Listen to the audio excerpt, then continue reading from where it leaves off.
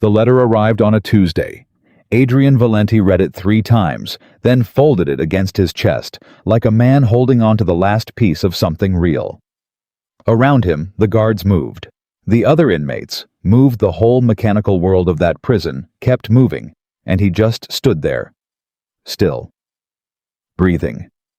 Because in 4 years behind those walls, nobody had ever written to him like that. Nobody had ever asked him what he dreamed about as a boy. If this story is already pulling at something in your chest, you're not alone. Subscribe to this channel and follow this story all the way to the end. And drop a comment right now telling me what city you're watching from. I want to see exactly how far this story travels. Elena Marquez was not the kind of woman who made grand gestures. She was not the kind of woman who walked into rooms and turned heads, or who spoke first in a group, or who believed even for a single quiet moment that anything she did could matter very much in the grand scheme of the world.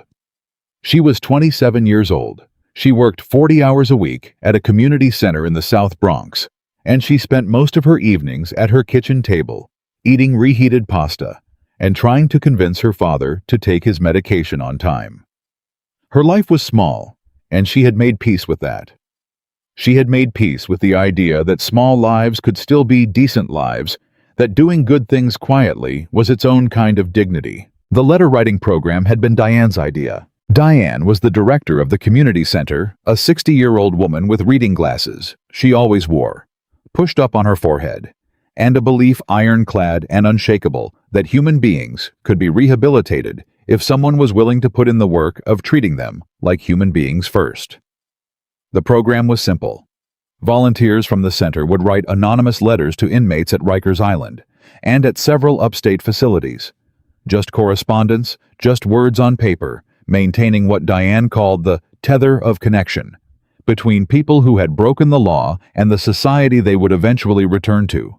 The letters could not include last names. They could not include addresses. They passed through a coordination office that scrubbed identifying information before forwarding them. Elena had signed up because Diane had asked her personally, and Elena had never in her life been able to say no to Diane. She had not expected it to become the most significant thing she had ever done. She started the way everyone started, cautiously, formally, a little stiff. Her first letter to an inmate named only as AV was 2 paragraphs long and read more like a customer service message than a human communication. She introduced herself as Sophia. The name the program assigned her a pseudonym for her protection, and she said she hoped he was doing well and that she was happy to correspond if he was interested. She folded it into the envelope, feeling slightly foolish, like she had just sent a birthday card to someone she didn't know. She had not expected a response. He responded in 4 days. His handwriting was careful and angular. The letters pressed hard into the paper, like he was making sure they wouldn't escape. He said he hadn't received a letter in 2 years. He said he wasn't sure what the point of the program was, but that he had time, so he figured he'd answer. He asked her one question, just one at the end of the page. What do you do when you can't sleep? Elena sat with that question for a long time. She thought about giving a safe answer, something cheerful and generic. She thought about saying she drank chamomile tea, or watched television, or read. But there was something about the directness of it. No preamble, no pleasantry. Just the raw, honest question of a man lying awake in a cell somewhere that made her want to answer honestly in return. She wrote back and told him the truth. She said that when she couldn't sleep, she made lists. Not to-do lists, not practical lists, but lists of things she wanted to remember. The exact color of the sky the morning of her mother's funeral. The smell of her grandmother's kitchen. The name of the first song she'd ever danced to at a school event in 7th grade. She told him she was terrified of forgetting things. She told him that sometimes at 3 in the morning she was convinced she was already starting to lose the edges of herself, like a photograph left in the sun too long. She almost didn't send it. It felt like too much. She sent it anyway. His response came in 3 days that time. Faster and longer. 2 full pages front and back, and the handwriting was less careful now, more urgent, like he was writing the way people talk when they stop performing and start actually saying things. He told her he understood about the lists. He said he had his own version of the same thing, except his wasn't lists. His was sounds. He could close his eyes in his cell and rebuild entire years of his life from sounds alone. His mother's laugh, the specific creak of a door in an apartment he'd lived in when he was 9, rain on a fire escape. He said those sounds were the only things that still belonged only to him. Elena read that letter 4 times. She wrote back the same night. That was how it started. And that was, though she couldn't have known it then, how everything in her life would eventually come to hinge on a man she had never met, and whose face she had never seen, and whose real name she had spent months deliberately not thinking about. Because she knew who a V was. She had known from the first letter. Adrian Valenti was not a secret. He was not an obscure case file tucked in the back of some corrections office drawer. He was, at the time his first letter arrived in Elena's hands, one of the most reported on men in New York City. The trial had gone on for 16 months. The coverage had been everywhere. Newspapers, cable news, the kind of breathless online commentary that turned a man's entire life into a narrative about whether someone like him could exist in a city that still believed in itself. He was described as the youngest person in 3 generations to consolidate the Valenti family's operations, a man who had expanded their reach into construction logistics and city contracts, while simultaneously insulating himself from the actual violence well enough that prosecutors spent 8 years trying to find a charge that would stick.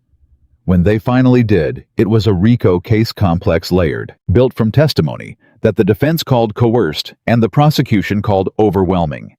He was sentenced to 8 years. He had been inside for 4 when his first letter reached Elena. She had stared at those initials, AV, for a long time before she wrote back. She had told herself it didn't matter who he was outside those letters. The program was about the correspondence, not the history.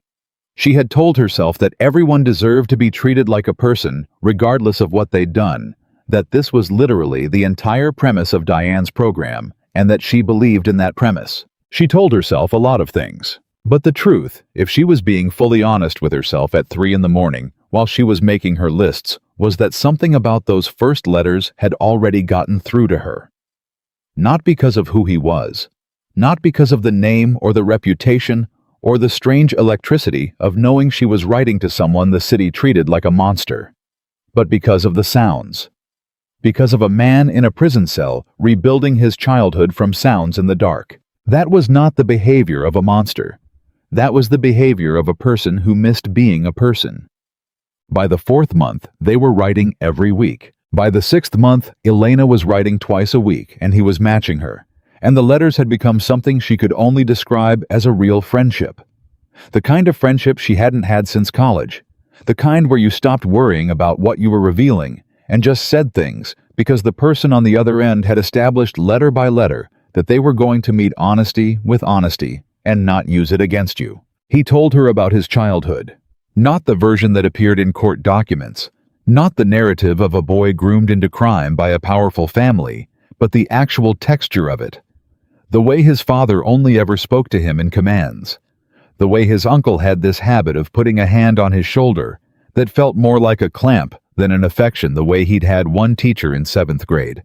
A man named Mr. Okafor, who had told him he was smart enough to do anything, and whom he had never forgotten. He told her about the first time he understood what his family actually was, not through violence or drama, but through a quiet conversation he'd overheard between his father and an uncle when he was 13. A conversation conducted in the flat, pragmatic tones of men discussing inventory, except the inventory was human beings. He was. He told her he had never told anyone that before. She told him she believed him. She told him about her mother who had died when Elena was 16, and how the grief had never gone away, but had changed shape over the years, the way a river changes after a drought. Same bed, less water, different current.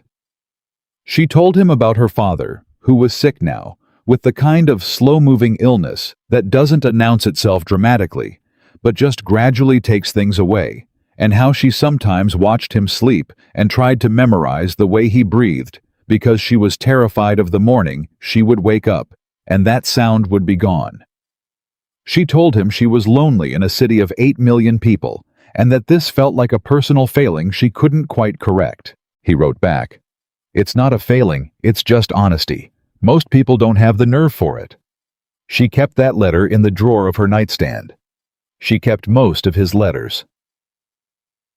The shift happened in the 8th month. It wasn't dramatic. It didn't announce itself. It came in a letter where he was describing a disagreement he'd had with another inmate, a younger man who was headed down a path Adrian recognized because he had walked it himself 20 years earlier, and he said matter-of-factly that he had tried to talk the kid out of it. He said he'd told the kid that the path he was choosing was a trap disguised as a ladder, that everything it offered you in the first 5 years, it would take back in the next 20, and that no amount of power was worth becoming the kind of person your own hands are afraid of. Elena read that and put the letter down. She thought for a long time. Then she wrote back and asked him why he hadn't applied that logic to himself. Not cruelly, not as an accusation, but genuinely with the directness that had become the established register of their correspondence. She said, "You described a trap to that kid with perfect clarity. You saw exactly what it was. So I want to understand, when did you see it in your own life, and what did you do with that knowledge?" She pressed send on the email to the coordination office they'd shifted to an email system for quicker turnaround. And then she sat there with her heart beating a little faster than usual because she knew it was a harder question than anything she'd asked him before, and she wasn't entirely sure how he'd receive it. His response came the next morning. It was the longest letter he had ever written her. 7 pages. She read it at her kitchen table before work with her coffee going cold beside her, and by the end of it, she was very still, and the coffee was completely forgotten. He said he had seen the trap. He said he'd seen it clearly, the same way you can see a storm coming from 20 miles away on a flat plain, all that purple-gray sky, all that obvious inevitability, and he had still driven toward it. Because by the time you've spent enough years inside a system, the system doesn't feel like a choice anymore. It feels like weather. He said his family had never given him an exit, and he had never been brave enough to build one, and that the single most shameful thing he had ever admitted to himself was that he had been a coward, not in the face of violence. He'd never been afraid of violence, but in the face of ordinary life. The plain, terrifying expanse of a life without the structure his family had given him. He said that sitting in his cell in the silence was the first time in 15 years he'd had to confront what he actually was without the noise to drown it out. And then he asked her something. He said, "Sophia, I need to ask you something, and I need you to answer honestly, even if the honest answer is hard. Do you think a person who has done what I've done, not the specific things, not the charges, but the broad shape of it, the years of it, do you think that person can still become something else? Or does it just become the only true thing about them?" Elena put the letter down. She walked to her window and looked out at the street below, at the ordinary Thursday morning of it, the delivery trucks and the woman walking her dog, and the man from the second floor who always stood outside with his coffee for exactly 7 minutes before going back in. She thought about what it would cost her to answer honestly. She thought about what it would cost him if she didn't. She went back to her table, opened the email, and wrote, "I think that the person you were is not the person you are. I think that every single person who has ever changed, and people do change, really change, not perform change, but actually become something different, started from a place where change seemed impossible. I don't think the past is the most true thing about you. I think the most true thing about you is what you're doing right now in this letter asking that question. Because people who are lost forever don't ask if they can be found." She sent it. She sat there for a moment, and then she went to work. What Elena did not know, what she had no way of knowing, sitting at her kitchen table in the South Bronx with her cold coffee and her ordinary life, was that Adrian Valenti had read that letter and done something he had not done since he was 12 years old. He had cried, not in front of anyone. In the specific private hour of early morning, when the cell block was as quiet as it ever got with his back to the door and his face to the wall, and the letter still in his hand, He had cried in the way men cry when they have held things back for so long that the holding itself becomes unbearable. His cellmate, a quiet older man named Raymond, had pretended to be asleep. Adrian had never said a word about it, but Raymond had seen. And Raymond, who was a perceptive man with a long memory, had noted it. He noted the change in Adrian after that. The way Adrian stopped picking fights for the sake of demonstrating hierarchy. The way he started spending more time in the library, not just to read, but to think, to sit in a kind of deliberate quiet he seemed to be cultivating. The way he answered questions from younger inmates with a patience that hadn't existed in him before, a willingness to explain instead of simply direct. The way every time a letter arrived, his whole bearing changed for the rest of the day, lighter somehow, in a way that had nothing to do with happiness and everything to do with being less alone. Raymond, who had 40 years of watching people in close quarters, understood what was happening. He said nothing, but he understood. Then the letter stopped. Not gradually, not with any warning. Elena had been writing twice a week for 11 months, and then one week she didn't write, and then a second week passed, and then a third. And the silence opened up inside Adrian's cell, like something physical, like a change in pressure, like the air being slowly pulled out of a room. He waited. He told himself she was busy. He told himself she was traveling or sick or overwhelmed with her father's health. He told himself there were 100 explanations that had nothing to do with him. He wrote one letter, careful, measured, nothing that could be called desperate, asking if she was all right. No response came. He wrote a second letter 4 weeks later. Nothing. He sat with the silence for a long time, and he made a decision that no one in his life could have predicted, and that he himself would not have believed capable of making 12 months earlier. He decided that when he got out, his sentence had been reduced on appeal, and release was now a matter of months, not years. He was going to find her. Not to confront her.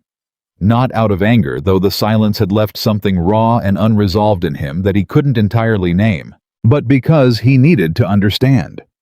Because in a life that had been built entirely on the premise that people were unreliable and connection was leverage, she had been the one exception, the one person who had communicated with him with no agenda. He could detect no angle, no endgame. And when that had ended without explanation, something in him had broken that he had not even known was still capable of breaking. He needed to understand why she stopped. That was all. That was everything. Elena had stopped writing because of a newspaper, specifically because of a Sunday supplement feature that ran the month before Adrian's appeal was decided, a long-form piece that revisited the Valenti case in the context of the appeal. The reporter had done thorough work. She had interviewed former associates, former employees, people who had interacted with the family operation at various levels over the years. The piece was not sensationalist. It was methodical, and it was devastating. A careful accounting of specific harms caused by specific decisions made by specific people over 2 decades, and Adrian's name appeared throughout it as a decision-maker, not just an inheritor, a man who had actively chosen to expand certain operations, to approve certain actions, to look away from certain things in ways that constituted a choice. Elena had read it on a Sunday morning, the way she read everything carefully, completely sitting with her coffee going cold again. She had put the paper down and stayed very still for a long time. Then she thought about the letters. She thought about the man who rebuilt his childhood from sounds in the dark. She thought about Mr. Okafor. She thought about 7 pages in careful handwriting asking whether a person could still become something else. And she thought about the names in that article. The specific people. The specific harms. She sat with the conflict of it for days. She wrote 3 drafts of a letter she never sent. And then she stopped writing. Not because she believed he was irredeemable. She didn't believe that. She had told him she didn't believe that, and she had meant it. She stopped writing because she was afraid of what it meant that she cared about him anyway. She stopped writing because she was a 27-year-old woman who worked at a community center and went home to her sick father every night. And the idea of being connected emotionally in any way to a man like Adrian Valenti Felt like standing at the edge of something she could not see the bottom of, and she had finally flinched. She hated herself for flinching. But she had. The news of Adrian Valenti's release broke on a Wednesday afternoon. Elena was at the center helping a 12-year-old named Marcus learn how to write a personal essay for a school application when Diane appeared in the doorway of the small room they used for tutoring and said, "Honey, you might want to see this," and held up her phone. Elena looked at the screen. Valenti walks free. Appeals court grants sentence reduction. Mafia figure to be released by end of week. The photograph they'd chosen was a courthouse photo, grainy, taken through a long lens. A tall man in a suit with his head slightly turned away from the cameras, as if he was already looking towards something the cameras couldn't see. Elena felt the room tilt slightly. She felt Marcus looking at her, waiting for her to tell him what to do next with his essay, and she made herself look back at the boy and say with a steadiness she did not feel, "Let's take that opening line again from the top. I think there's something stronger in you than what you've got down there." She stayed at the center until 7. She walked home. She made dinner. She sat with her father while he watched the evening news, and Adrian Valenti's release was mentioned in the second segment. 45 seconds, a standard check-in with no new information. Her father didn't notice that she'd gone completely still. She lay awake most of that night. She was not afraid he would find her. She had been anonymous. Sophia was not Elena, and the coordination office maintained that separation with real care. It was the entire foundation of the program's privacy protections. There was no way, no rational way, for him to find her. But she lay awake anyway. She lay awake thinking about that question. Do you think a person can still become something else? And her own answer, which she had meant when she wrote it. She lay awake thinking about the difference between believing something and being willing to stand in the vicinity of its proof. She had believed in his capacity to change. She had just been unwilling to be close to it. 3 days later, she saw the black car parked outside the community center. She wouldn't have thought anything of it. The neighborhood had changed enough over the past decade that black cars were not unusual, that men in good suits were not unusual, that a certain kind of quiet money moving through certain kinds of business was just part of the landscape. She noticed it the way she noticed most things, peripherally registering without investing. But the car was there the next morning too, and the morning after that. On the 4th morning, she came out of the center at lunch, and there was a man leaning against the wall 3 doors down, not looking at her, looking at his phone. A large man in his 30s, with the particular kind of stillness that isn't ease, but discipline. The stillness of someone trained to look relaxed. She walked back inside. She found Diane in her office. "Diane," she said, "I need to tell you something." She told her everything. The program, a V, the 11 months of letters, the newspaper article, the silence, and now the car. Diane listened without interruption, which was unusual for Diane. When Elena finished, Diane took her reading glasses off her forehead, a sign of real seriousness, and set them on the desk. "Do you believe he means you harm?" Diane said. "I don't know," Elena said. "That's not what I asked. I asked what you believe." Elena was quiet for a moment. "No," she said finally. "I don't think he means me harm. I think he wants to understand why I stopped writing."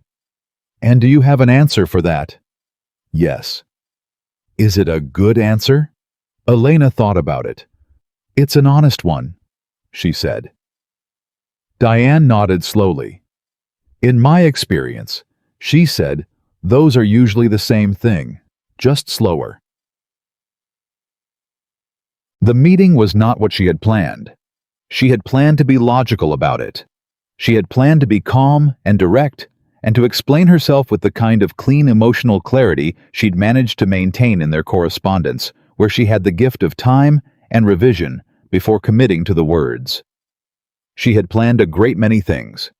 None of them survived contact with the actual moment. She walked out of the center the following Tuesday at noon, because she had decided, lying awake the night before, in the specific clarity of 3 in the morning, that if it was going to happen, she was not going to hide from it.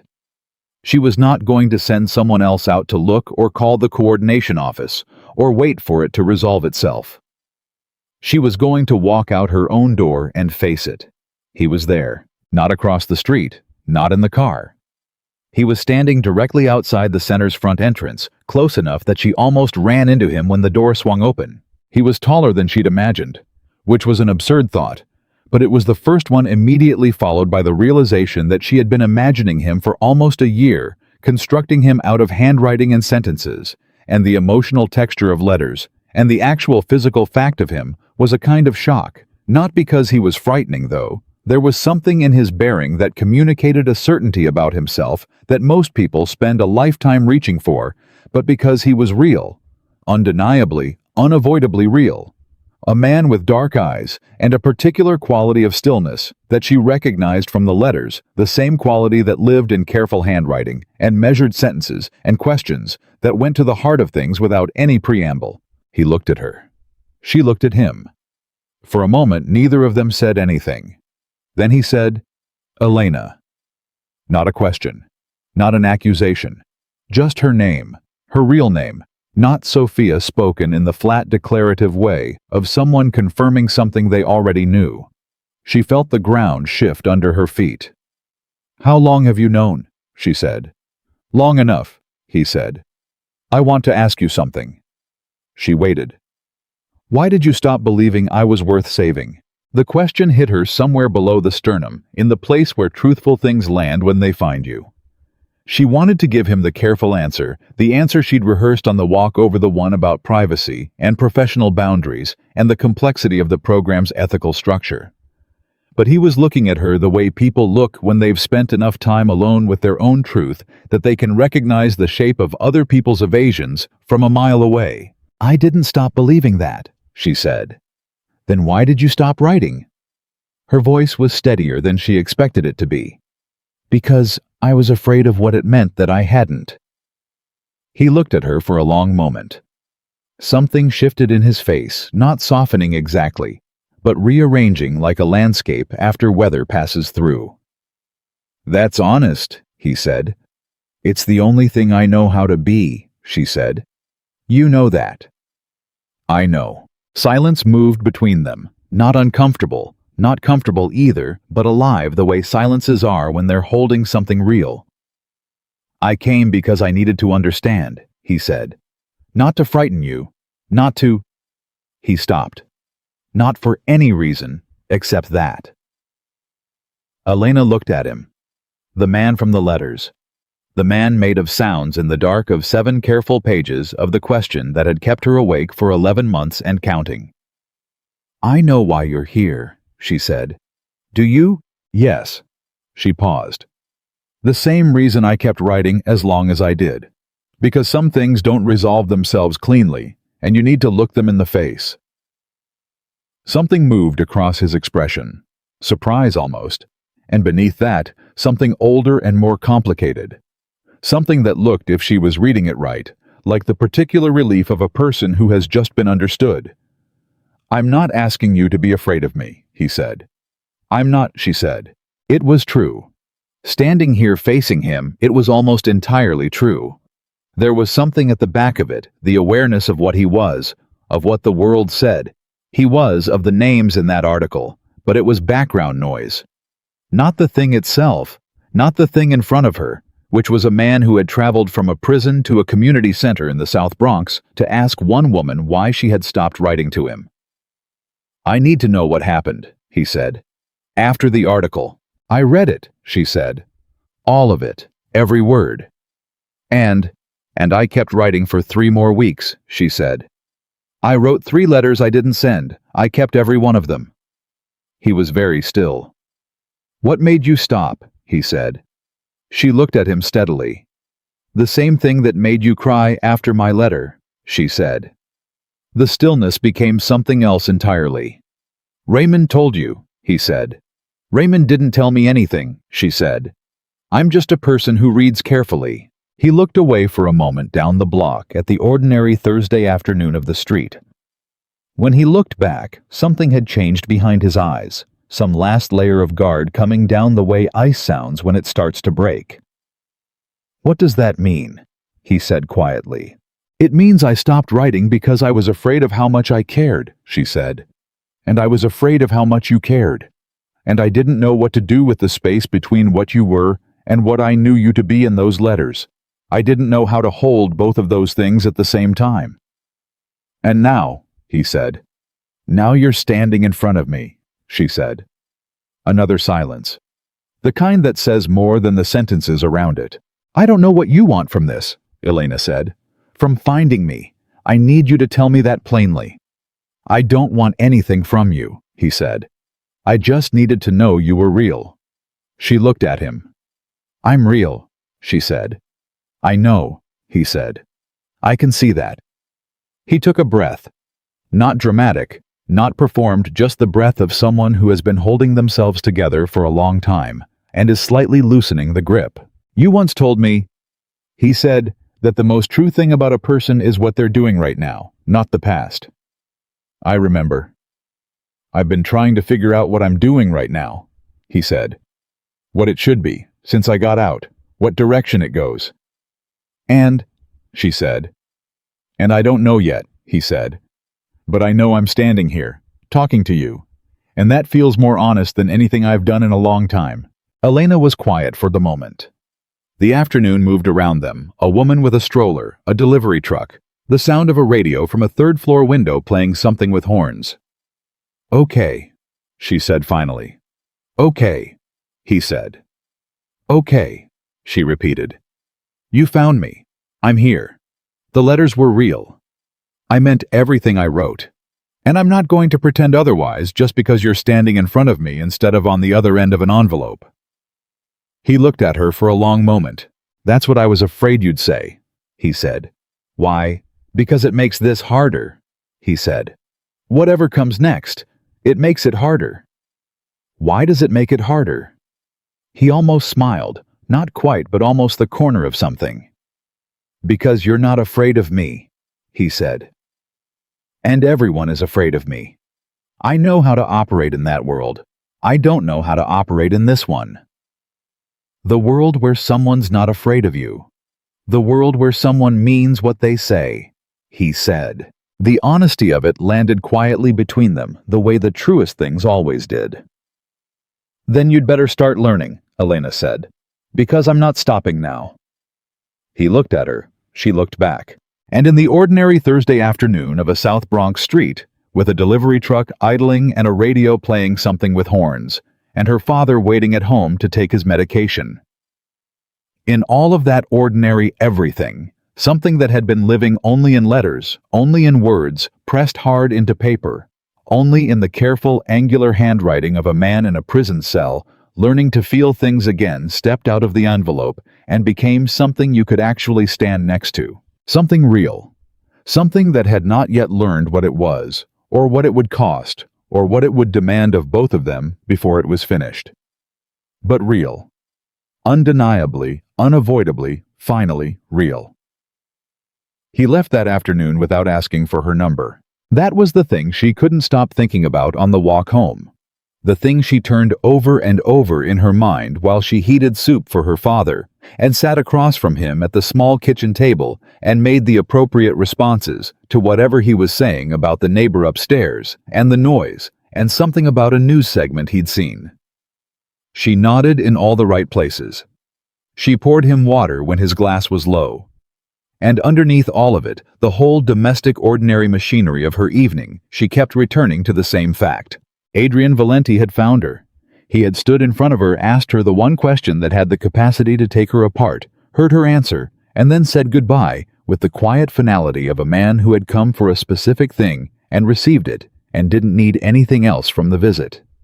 He hadn't asked for a way to reach her again. She didn't know if that was courtesy or strategy, or just the behavior of a man who understood better than most how to make an exit that people would spend a long time thinking about.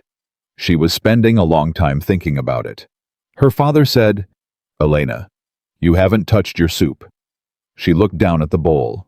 He was right. "Sorry," she said. "Long day." "Same long day you've been having since Tuesday," her father said. He was 71, with the slow-moving illness that had been taking things from him by degrees for the past 2 years. But his eyes still worked fine, and the particular quality of attention he'd always had. The way he looked at her, like he was reading something she hadn't shown him, was one of the things the illness hadn't reached yet. "You want to tell me what's going on?" "Not yet," she said. He nodded slowly in the way of a man who has learned over 7 decades that "not yet" from this particular daughter usually became something eventually. "Okay," he said. "Eat your soup." She ate her soup. But she lay awake again that night, and by the second hour of staring at the ceiling, she had admitted to herself something she'd been trying not to. She was hoping he would come back. He came back on Thursday. She was alone in the storage room at the back of the center inventorying donated books for the after-school reading program, a mind-numbing task she'd taken on specifically because she needed something mechanical to do with her hands, while the rest of her brain worked through things, when Diane appeared in the doorway and said in the careful, neutral voice of a woman choosing her words, "There's someone asking for you at the front." Elena put down the book she was holding. "Is he alone?" she said. "There are 2 men outside," Diane said. "One of them is across the street. The other one is at the door." Elena closed her eyes for 1 second. Then she stood up, straightened her shirt, and walked through the center to the front entrance. He was standing just outside, same as before, with the same quality of stillness. Except this time he was holding something. A paper bag from the diner on the corner. The specific diner on the corner. The one Elena went to every Thursday for their terrible coffee. Because the man who ran it had known her mother and always set aside a blueberry muffin for her, even though she'd never once asked him to. She stopped. "How do you know about that diner?" she said. "I've been in the neighborhood for a few days," he said. "That's not an answer." "It's as much of an answer as I have," he said. He held out the bag. "The man behind the counter said you always take the blueberry one." She took the bag, looked inside. Blueberry muffin. Terrible coffee in a paper cup with a lid. "This is unsettling," she said. "I know." He said it without apology, but also without pleasure, just a plain acknowledgement. "I needed to know the shape of your life before I walked into it." "Before you walked into it," she repeated. "That implies you're planning to walk into it." "I'm trying to figure out if I should," he said. "That's why I'm here." She looked at him. "Most people would just call." "I don't have your number." "You knew about the muffin. You could have found my number." Something moved at the corner of his mouth. "I could have," he said. "I didn't want to find it. I wanted you to give it to me." The distinction sat between them. "That's a very careful line," she said. "I'm a very careful person." "You're a person who had 2 men outside a community center watching a woman who works with at-risk kids," she said. "I need you to understand how that looks." "I know how it looks." "Then explain it to me." He was quiet for a moment, not the quiet of evasion, but the quiet of someone taking a question seriously. "When I decide something matters," he said, "I protect it. It's the only way I've ever known how to care about something. I'm aware that's not the same as how other people do it. I'm aware it's—" He stopped. "I'm aware it's a problem." "It is a problem," she said. "Yes." "You can't have people watching me." "They're not watching you," he said. "They're watching the street." Adrian. The name stopped him. She'd never said it before. Not out loud. She'd written it once early on in a letter she'd drafted and never sent, but she'd never said it to his face, and the effect of it was immediate and visible, a slight shift in his whole bearing, like something under the surface responding to a sound. "Adrian," she said again more quietly, "I'm not something that needs to be secured." He looked at her for a long moment. "I know," he said. "Intellectually, I know that. But I spent 11 months reading your letters," he said, "and I spent 4 months in silence that felt like something had been cut out of the middle of me.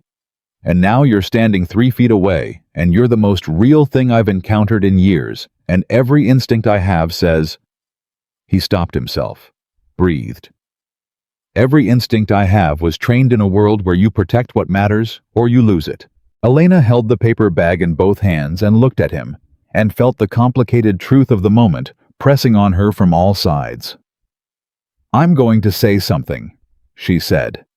"And I need you to hear it the way I mean it, not the way you're used to hearing things." "Okay." "I don't need protecting. I need to be treated like a person who can make her own decisions about her own life. Those are not the same thing." He held her gaze.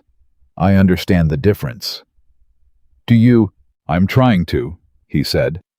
"That's the honest answer. I'm trying to." She looked at him for another moment. Then she said, "The men across the street. Tell them to go." He pulled out his phone, sent a text that was 2 words long. Across the street, the man she'd noticed earlier moved away from his position and walked in the other direction without looking back. "Thank you," she said. "You're going to drink that coffee before it's completely cold," he said. "It's already terrible."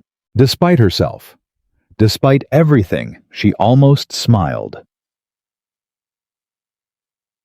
They stood outside the center for 45 minutes that Thursday, talking the way they had written to each other directly without the usual social scaffolding, skipping the parts where people perform comfort to get to the parts where people actually communicate.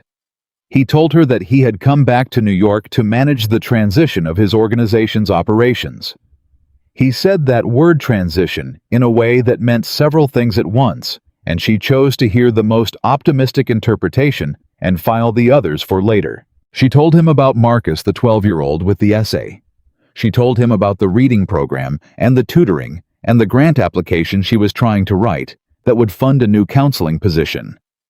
She talked about these things the way she always talked about work, with the steady conviction of someone who had decided that what she did mattered, regardless of whether the world confirmed it, and she noticed as she talked the quality of attention he gave her. It was the same as in the letters. Absolute. Not the polite nodding of someone waiting for their turn to speak, but actual listening, the kind that costs something. "You love this work," he said. It wasn't a question. "I do," she said. "Why?" She thought about it.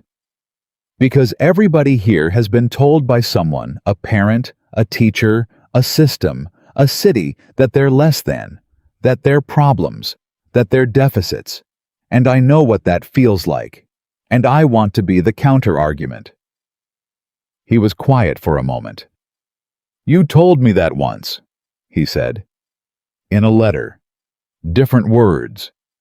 "I remember. I read that letter probably 50 times," he said. "I had all of them memorized eventually, but that one specifically. I used to recite it to myself at night. Like..." He stopped.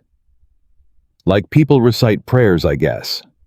Things they need to hear often enough that they believe them." The afternoon shifted around them, the light changing the way it does in late fall in New York, going gold and sideways. She thought about the image of him in that cell reciting her words in the dark. She thought about what it costs a person to admit something like that. "Adrian," she said. "Yeah, why me? Out of everyone in your life, and I imagine there are many people in your life. Why did my letters do that? You could have had..." She paused. "You could have had a lot of things that were more than letters from a stranger." He considered the question with the seriousness it deserved. "Because you didn't want anything," he said. "You weren't positioning. You weren't building toward something. You were just talking to me. Like I was a person who was worth talking to." He paused. "I hadn't had that in a long time. Possibly ever. It's harder to find than you'd think." "That's the saddest thing you've said to me," she said. "I've said a lot of sad things. In your letters, yes, but this one's different because you're saying it out loud and in daylight."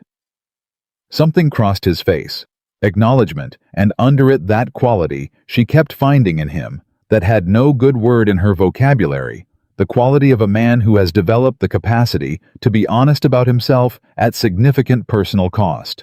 "I'm going to ask you something," she said. "And I'm going to ask it the same way I asked things in the letters, which means I need the same kind of answer." "Okay," he said. What are you planning to do with the organization, with all of it, now that you're out? The pause before his answer was long enough to be real. I don't know yet, he said. That's the true answer. I have people who have been waiting for me to come back and be what I was before. I have obligations that aren't simple. He stopped. I built something over 15 years that doesn't dismantle overnight. And I'm not going to pretend to you that it does. I'm not asking you to pretend. I know. But I need to know, she said, that you're asking the question, that you're at least in the room with the question. I'm in the room with it, he said. I've been in the room with it since the 7th month of your letters. Since the one where you said that power without accountability isn't strength, it's just fear wearing a good suit. I wrote that. February, he said. You were angry about something you'd read in the news. You went on a whole... The corner of his mouth lifted. You had a lot of things to say. She remembered. She remembered the cold February morning and the news story about a city contract scandal and the way she'd written that letter with more heat than usual, crossing out sentences and starting over 3 times before she got it the way she wanted. You held on to that, she said. I hold on to everything you wrote, he said. The second time she saw Marco Reyes was 2 days later, and she only knew who he was because of the way he looked at her. She was leaving the center at the end of the day, already tired in the bone-deep way of someone who has given 8 hours of deliberate emotional attention to people who needed it when a man fell into step beside her on the sidewalk. He was 50-ish compact, with the particular kind of groomed stillness that suggested he spent time around dangerous people and had made a study of looking unbothered. Ms. Marquez, he said. She kept walking. I don't know you. No, he said. But you know Adrian Valenti. She stopped. She turned to look at him, measuring the situation with the practicality of a woman who had grown up in a neighborhood where reading a moment correctly could matter. Who are you? She said. My name is Marco Reyes, he said. I've been with the Valenti organization for 14 years. I was the one who found you. She absorbed this. He asked you to find me. He did, Marco said. It wasn't difficult. The program's privacy protections are not as thorough as they believe. Is this a threat? She said. No. He said it simply without emphasis. I'm here because Adrian doesn't know I'm here, and I want to talk to you before this goes any further. She looked at him for a long moment. Talk, she said. Marco Reyes had the quality of a man who chose words with the same care other men chose weapons. Adrian came out of prison different, he said. I've known him since he was 22 years old. I know what he was before. I know what he built. I know what he's capable of. And I'm telling you. He paused. What I'm telling you is that the difference I see in him goes back to those letters. I tracked it. I watched it happen. Month by month, letter by letter, something changed in him. And I needed to see who you were. And, she said. And you're not what I expected, he said. What did you expect?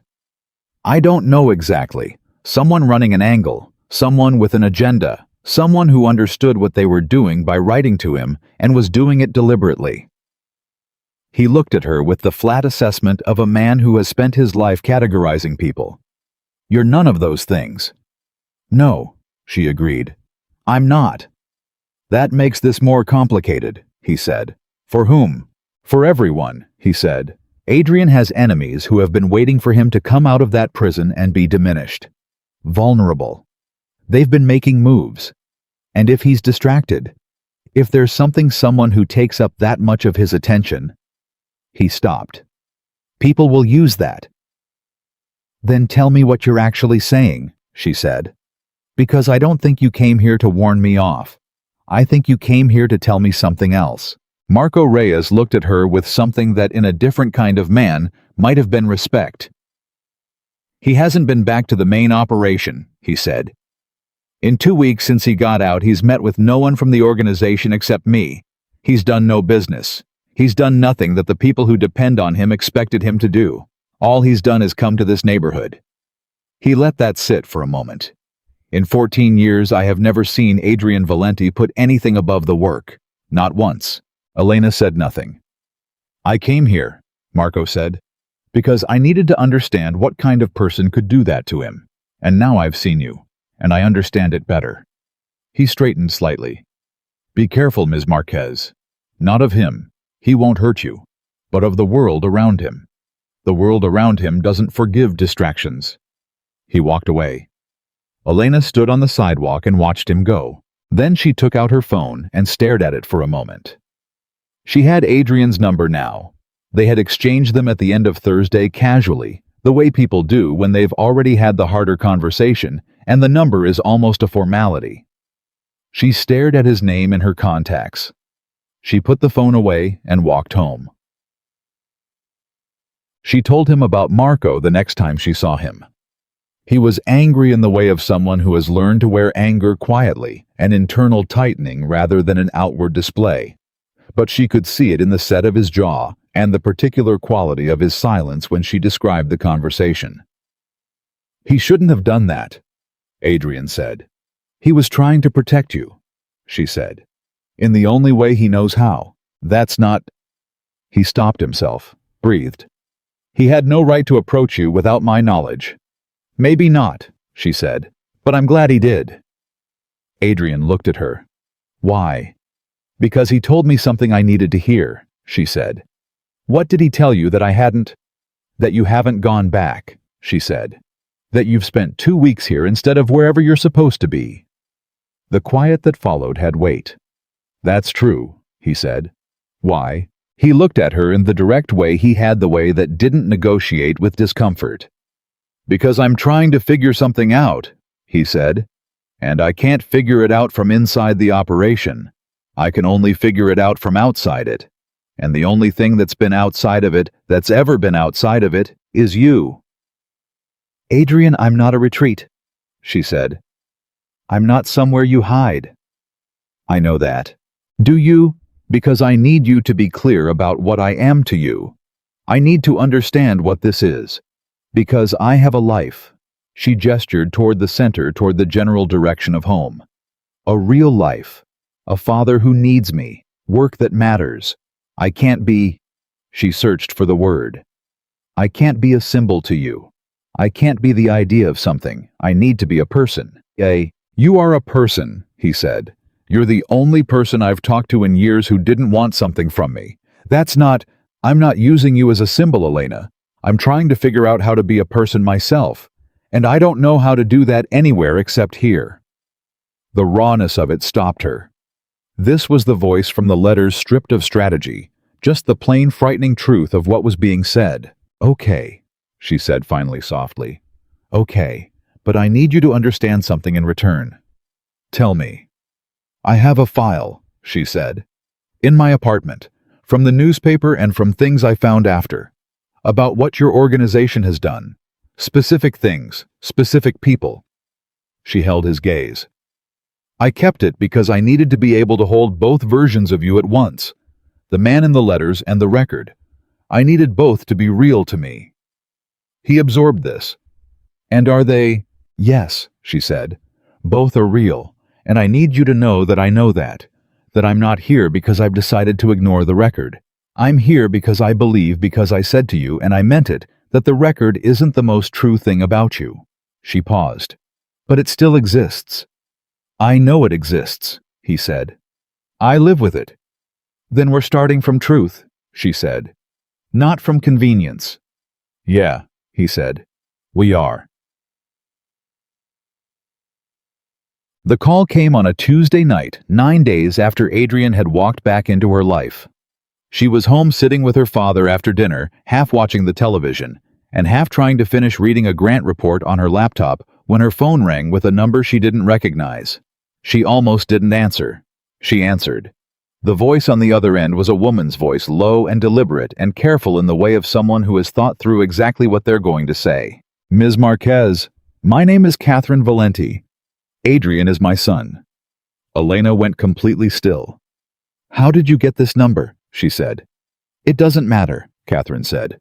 What matters is that I know who you are and what you meant to my son during his time inside. And I need you to listen to me." "I'm listening," Elena said in a voice she worked to keep flat. "My son was released 2 weeks ago," Catherine said. "In that time, he has not returned to his responsibilities.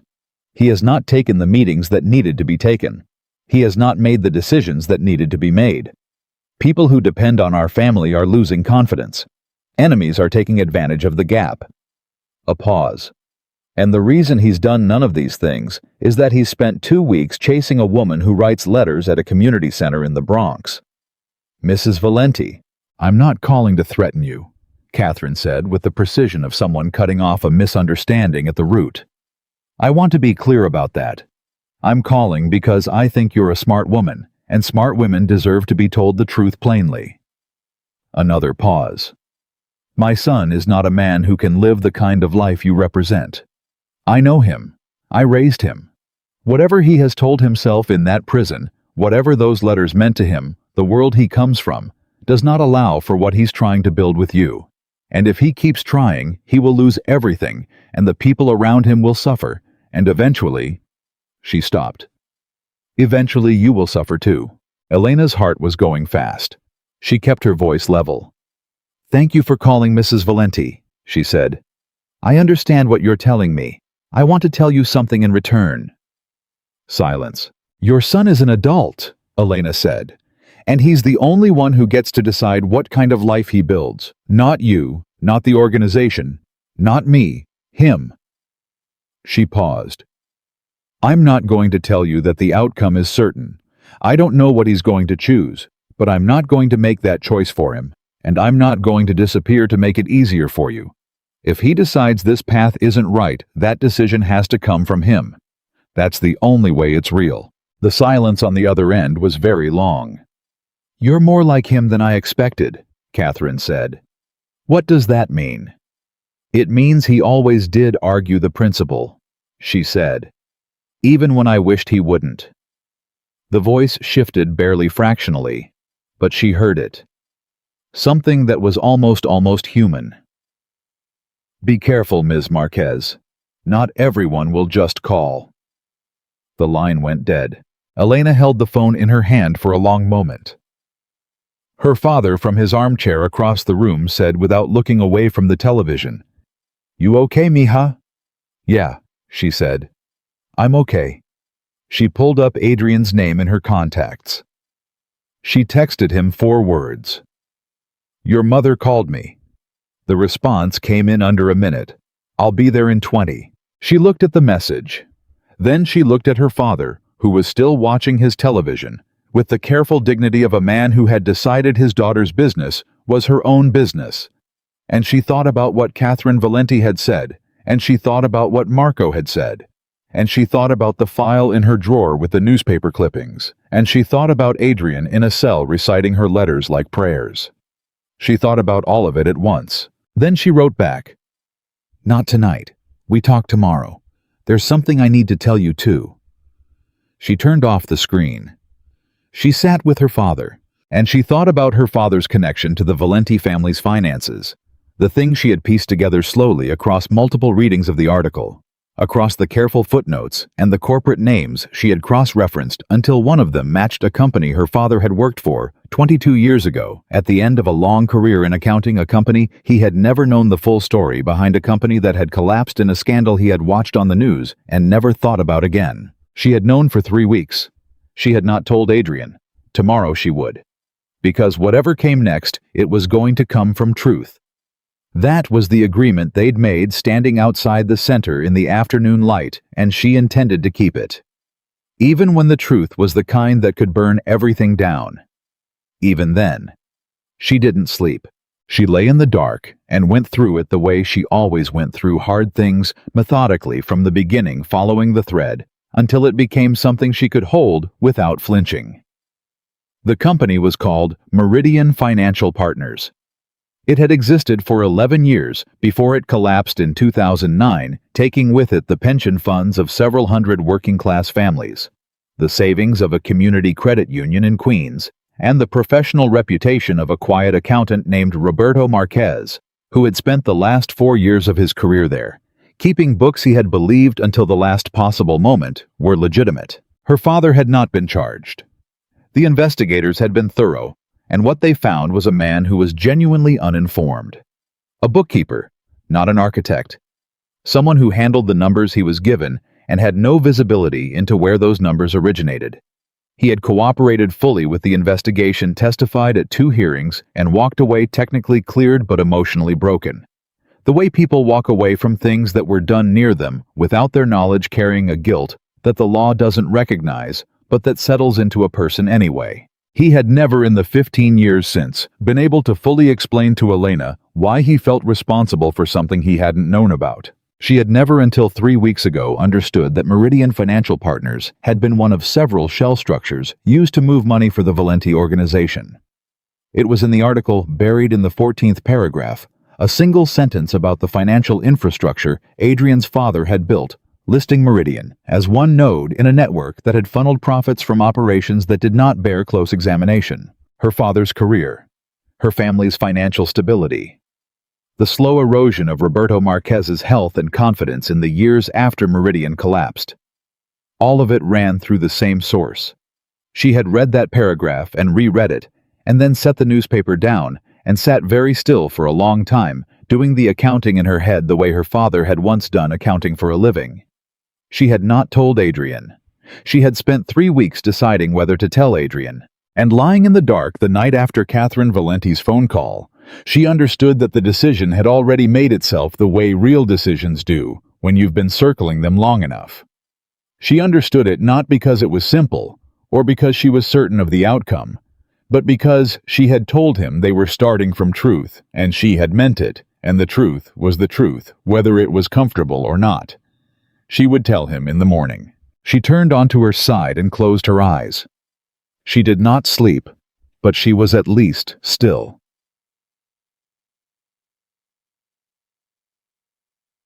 He was already outside when she came down at 7:30. Not on the sidewalk in front of the building, not that.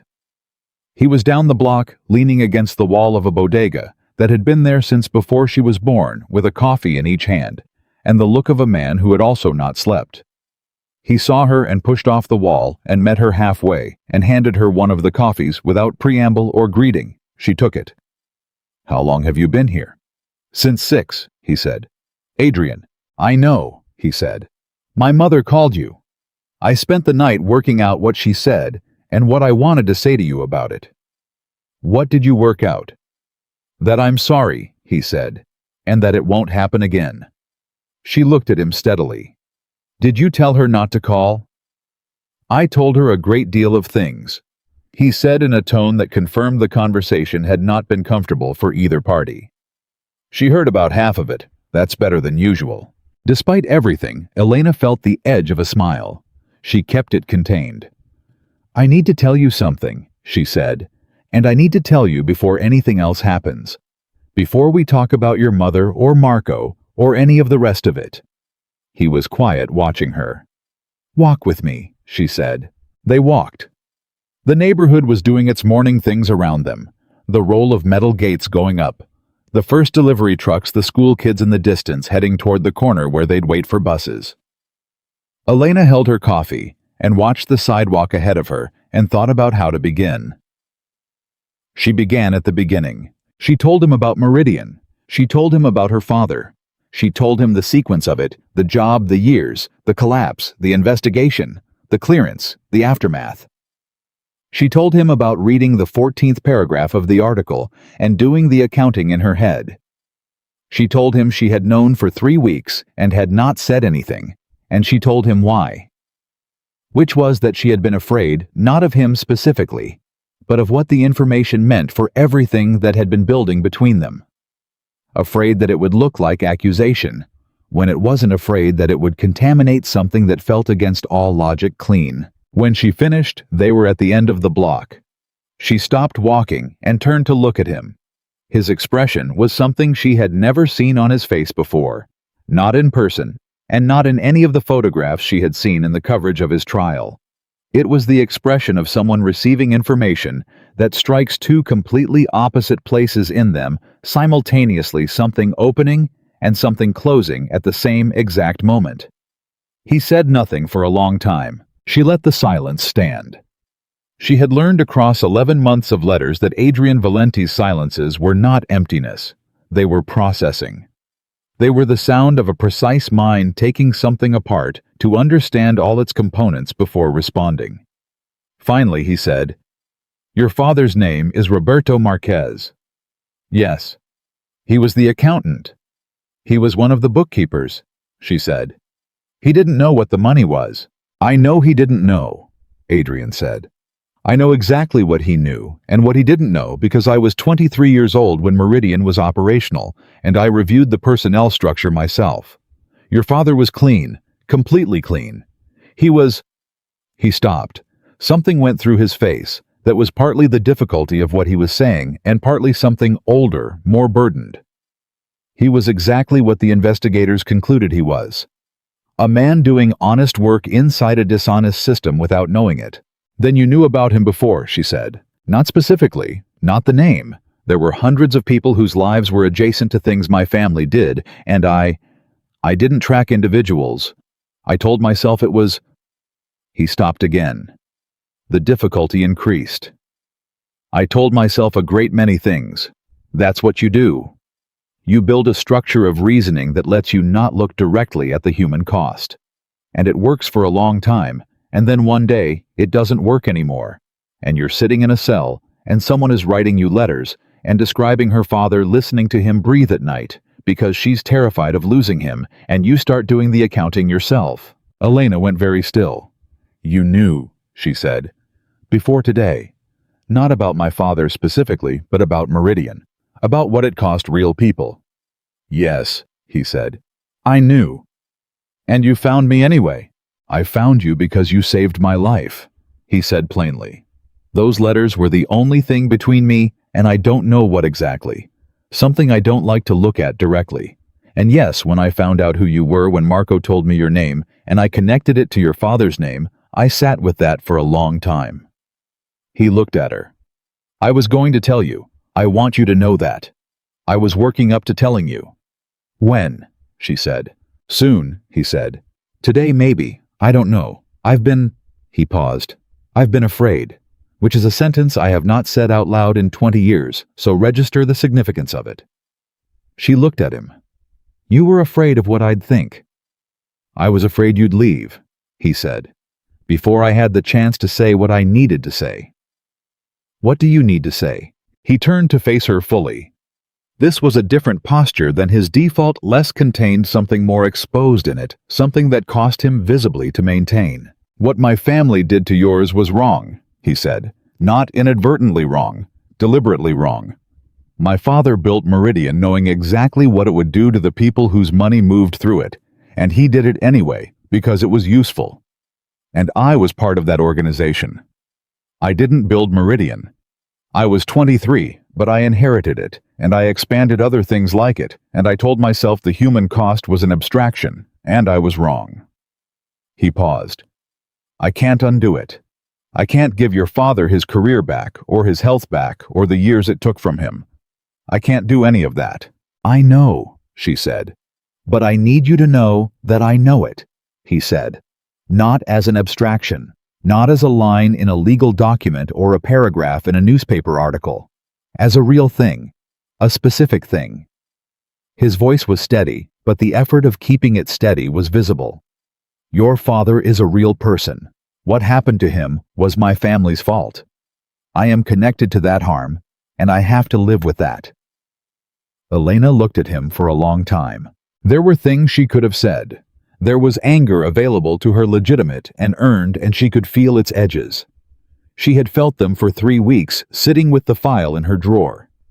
But anger wasn't the only thing in the room.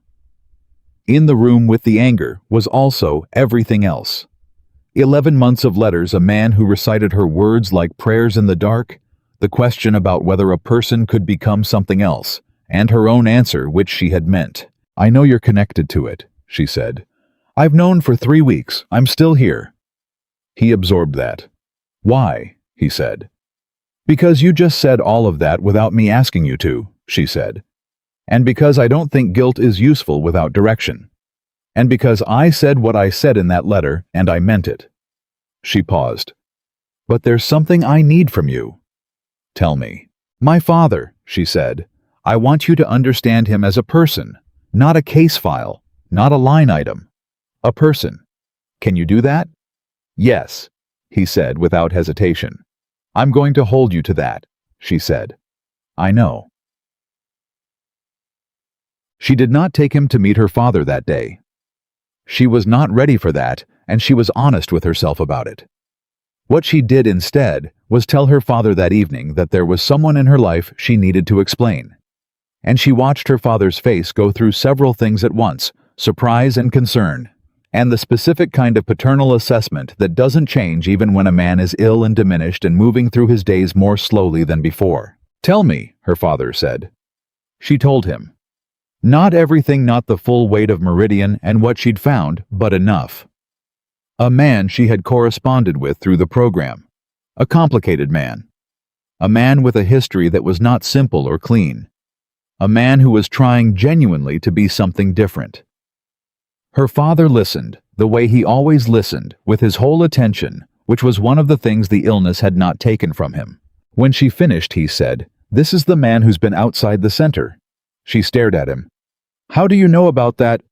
"Marcus told me," her father said with the mild satisfaction of a man who has maintained his sources. "He came to talk to me last week. He said there was a man outside who came every day and he was worried about you." Her father paused. "He's 12 years old and he was worried about you. You should know that." Elena felt something press against the back of her eyes. "What did you tell him?" she said. "I told him you were a woman who could take care of herself," her father said, "and that he should mind his essay." A pause. "Then I asked a few questions. I'm your father, Elena. I have my methods." "Papa, I'm not angry," he said. He thought about it. "I'm cautious. A man with that kind of history, the kind of life that involves. I'm cautious." He looked at her directly. "But you have never in your life done something foolish, Elena. Difficult things, yes. Unconventional things. But never foolish. So I'm trusting that." She crossed the room and sat beside him and took his hand the way she'd done since she was small. "I need to tell you something else," she said. "About this man's family. And about Meridian." Her father went very still. She told him. She told him all of it slowly and carefully, the way you tell someone something that is going to rearrange the geography of something they thought they understood. Her father sat through it without speaking. His hand in hers didn't tighten or pull away. He just listened. When she finished, the silence lasted a full minute. Then Roberto Marquez said in the quiet voice of a man who has just had a very old wound illuminated from a new angle, "So that's what it was?" "Yes," she said. 22 years, he said. "I've spent 22 years thinking I missed something, that there was a sign I should have seen." His hand tightened on hers, now not distress, but emphasis. "I need you to hear me say this carefully. This doesn't make me feel better, Elena. It makes me feel sad. A different kind of sad than what I've been carrying. Sad for the waste of it." He was quiet for another moment. "What is this man going to do?" "I don't know yet," she said. "That's honest. Does he know what it cost us?" "He knows now," she said. "I told him this morning." Her father was silent. And he didn't run from it," she said. "He said he knows he can't undo it. And he said," she paused. "He said he has to live with it." Roberto Marquez thought about this for a long time.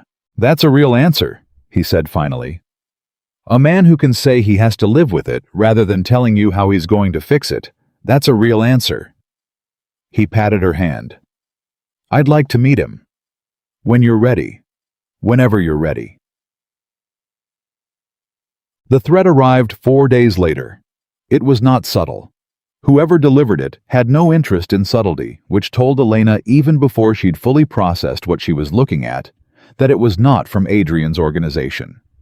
It was from someone who wanted Adrian to know they knew about her, and who wanted Adrian rattled, and who understood that the most efficient way to rattle Adrian Valenti was to reach something he cared about. She came out of the center at noon and found an envelope tucked under the wiper of the car parked directly in front of the entrance. Not her car, she didn't have a car. But the envelope had her name on it. Her full name. Her address. Inside was a single photograph. It was a photograph of her and Adrian taken with a long lens 4 days earlier when they'd stood on her corner and talked for an hour. Someone had written on the back of it in block letters, "Tell him to come home, or we come to yours." She went back inside. Her hands were steady. She was surprised by that, and then she decided not to waste time on the surprise. She called Adrian. He answered on the second ring. "I need you to come to the center," she said. "Right now. Don't send anyone ahead." He heard something in her voice. "What happened?" "I'll show you when you get here. Just come." He was there in 12 minutes. She met him in Diane's office. Diane had been given a brief, sufficient explanation and had taken herself to the far end of the building with the kind of practical discretion that Elena had always admired in her, and she put the photograph and the envelope on the desk between them. She watched him look at it. She watched his face do things she had not seen it do before. A rapid internal sequence of anger and recognition and calculation, the face of someone identifying a situation within seconds. "Caruso," he said. "Who?" "A man named Victor Caruso," he said. "He's been making moves since I went inside. He's been waiting for me to come out diminished and unfocused, and he found his leverage." He looked up at her. "I'm sorry. I'm sorry this reached you." "Don't apologize to me right now," she said. "Tell me what it means." "It means he's watching," Adrian said. "He's been watching me since I got out. He sees me spending time here instead of—" He gestured a short, frustrated movement. "Instead of where I'm supposed to be. And he's using you to send a message." "What's the message?" "Come back, or he comes after what I care about." She heard the last 3 words and chose not to address them directly. "What are you going to do?" "I'm going to deal with it," he said. "That tells me nothing," she said. "Elena." "No," she said firmly. "I'm not asking you to explain the mechanics. I'm asking you to tell me specifically what deal with it means. Because if dealing with it means I go back to being afraid in my own neighborhood, that's one answer. And if it means something else, that's a different answer. And I need to know which one I'm living with." He looked at her with the particular focus he had when something she said cut through to something he was trying not to say. "It means I talk to him," he said. "Directly. No intermediaries. I've been avoiding it because—" He stopped. "Because going to him means going back," she said. "Yes." "And going back means—" "It means I stop being the man who spends his mornings in the South Bronx learning what normal looks like," he said. "It means I go back to being Adrian Valenti, the full version." The space between the words and the next words was very long. "What if there's a third option?" she said. He looked at her. "There is," she said. "What if going back doesn't mean going back to who you were? What if it means going back but being different? What if the distinction isn't location, it's you?" He stared at her. "I know that sounds—" She paused. "I know that sounds like something simple that isn't. I know the world you operate in doesn't reward that kind of thinking. But you told me in February, you told me that you'd spent 15 years building something you weren't sure you believed in anymore. That the structure held you more than you held it." She held his gaze. "So I'm asking, is that still true?" He was quiet for a long, waited moment. "Yes," he said. "Then the question isn't whether to go back," she said. "The question is, who goes back?" He met with Marco that afternoon. Elena didn't know the specifics of what was said in that meeting, and she didn't ask. She understood clearly and practically, without self-deception, that there were compartments in Adrian's life she was not part of, and might never be part of, and that this was not a failure of trust, but a reality of who he was and what she was, and the gap between those two things, which was real, even as something else was being built across it. What she knew was that Adrian came back to the center at 5 o'clock before she'd finished for the day, and sat in the plastic chair across from her desk and said, I need to tell you something about why I found you, the full reason." She put down her pen. "There was something Marco discovered when he was tracing your identity," Adrian said. "Something beyond your name and your address. Something about your father's testimony in the Meridian hearings." She waited. "Your father mentioned it in the second hearing, a specific conversation he had with the man who hired him at Meridian. A conversation about the nature of the firm's client relationships. He described it in general terms. He didn't have specifics, but the description matched something I've been trying to locate for 6 years. A record of a specific agreement that would—" He stopped. "That would establish culpability in a way that certain people in my family's organization have spent 6 years trying to ensure was never established." Elena was very still. "My father's testimony," she said. "You're saying my father's testimony contains something that matters to an active legal situation." "His memory of a specific conversation," Adrian said. "Yes. And you knew this when you found me." "I knew this when Marco found me, the full picture," he said. "About 2 days after I first came to the center." The silence was different this time. Harder. She could feel it pressing on her chest. "Adrian," she said, "look me in the eye and tell me this is not why you came back after that first day." He looked her in the eye. "It's not why I came back," he said. "I came back because of everything I told you. Because of the letters. Because you were real." He paused. "But I am telling you this now because I said we start from truth. And the truth is that this exists. And I wanted you to know it existed before someone else told you it existed so that you could decide what to do with it without me managing the information." She sat with this for a long time. The weight of it, the complexity of it, the fact that it could be interpreted 2 ways, and she had to choose which interpretation her understanding was going to rest on. She chose to ask the direct question. "Do you want access to my father's testimony?" she said. "Is that what this is leading to?" "No," he said. "The opposite. I want you to understand that your father's memory of that conversation is something that Victor Caruso also knows about, which is why—" He stopped. "Which is why you getting that photograph today was about more than me being distracted. He's been watching me. He's figured out who you are. And he's smart enough to have gotten as far as Marco got in tracing your family history." The full shape of it landed all at once. "He wants the same thing," she said. "My father's testimony. But for different reasons." "For opposite reasons," Adrian said. "What would protect certain people in my family from liability would destroy certain protections that Caruso has built for himself over the same period." He looked at her steadily. "Your father's memory of that conversation it's a key that opens different doors depending on who's holding it." Elena stood up from behind her desk. She walked to the window and stood with her back to him for a moment, processing. "My father," she said. "Roberto Marquez, 71 years old, sick, thought he'd finished with all of this 20 years ago." Her voice was steady, and it cost her to keep it that way. "His memories are currency, in a world he was never part of." "Yes?" Adrian said. "And I'm the access point," she said. "Yes." She turned around. "Is he in danger?" she said. "Direct, honest answer." "Right now, no," Adrian said. "Caruso's message today was aimed at me. It was a negotiating move. He's not there yet." A pause. "But if the situation escalates, if I don't respond in a way he considers adequate, then the calculation changes." "What do you need from me?" she said. "Not want. Need." He looked at her with the honest, steady look that was the thing she trusted most about him. "I need you to let me put someone on your father," he said.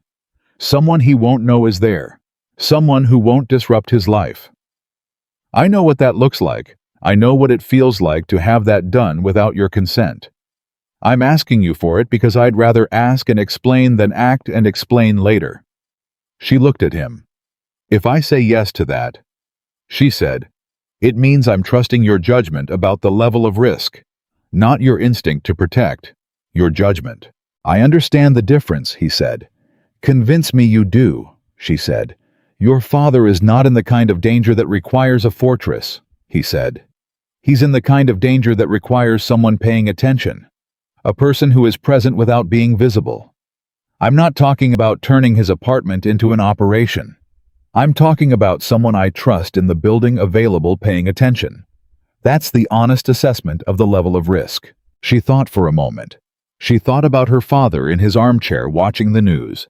She thought about the photograph with her address written on the back. "Okay," she said. "Yes." He nodded. "Adrian," she said, "one more thing. Tell me, you came here after your release, and you spent 2 weeks being the man from the letters," she said. "And now you have to go back. Deal with Caruso. Handle whatever needs handling." She looked at him with absolute directness.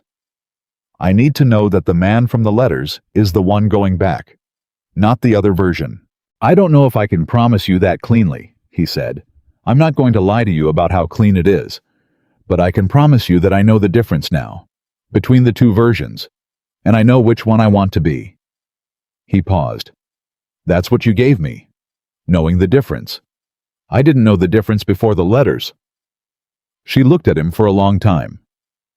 "Go deal with it," she said, "and come back." "I'll come back," he said. "I know you will," she said. "I'm just saying it out loud so we both hear it." He stood up from the plastic chair. He was at the door when she said, "Adrian." He turned. "My father said he'd like to meet you," she said. "When this is over, whenever that is." Something moved across his face, something complex, and struck the look of a man receiving something he had not prepared himself for.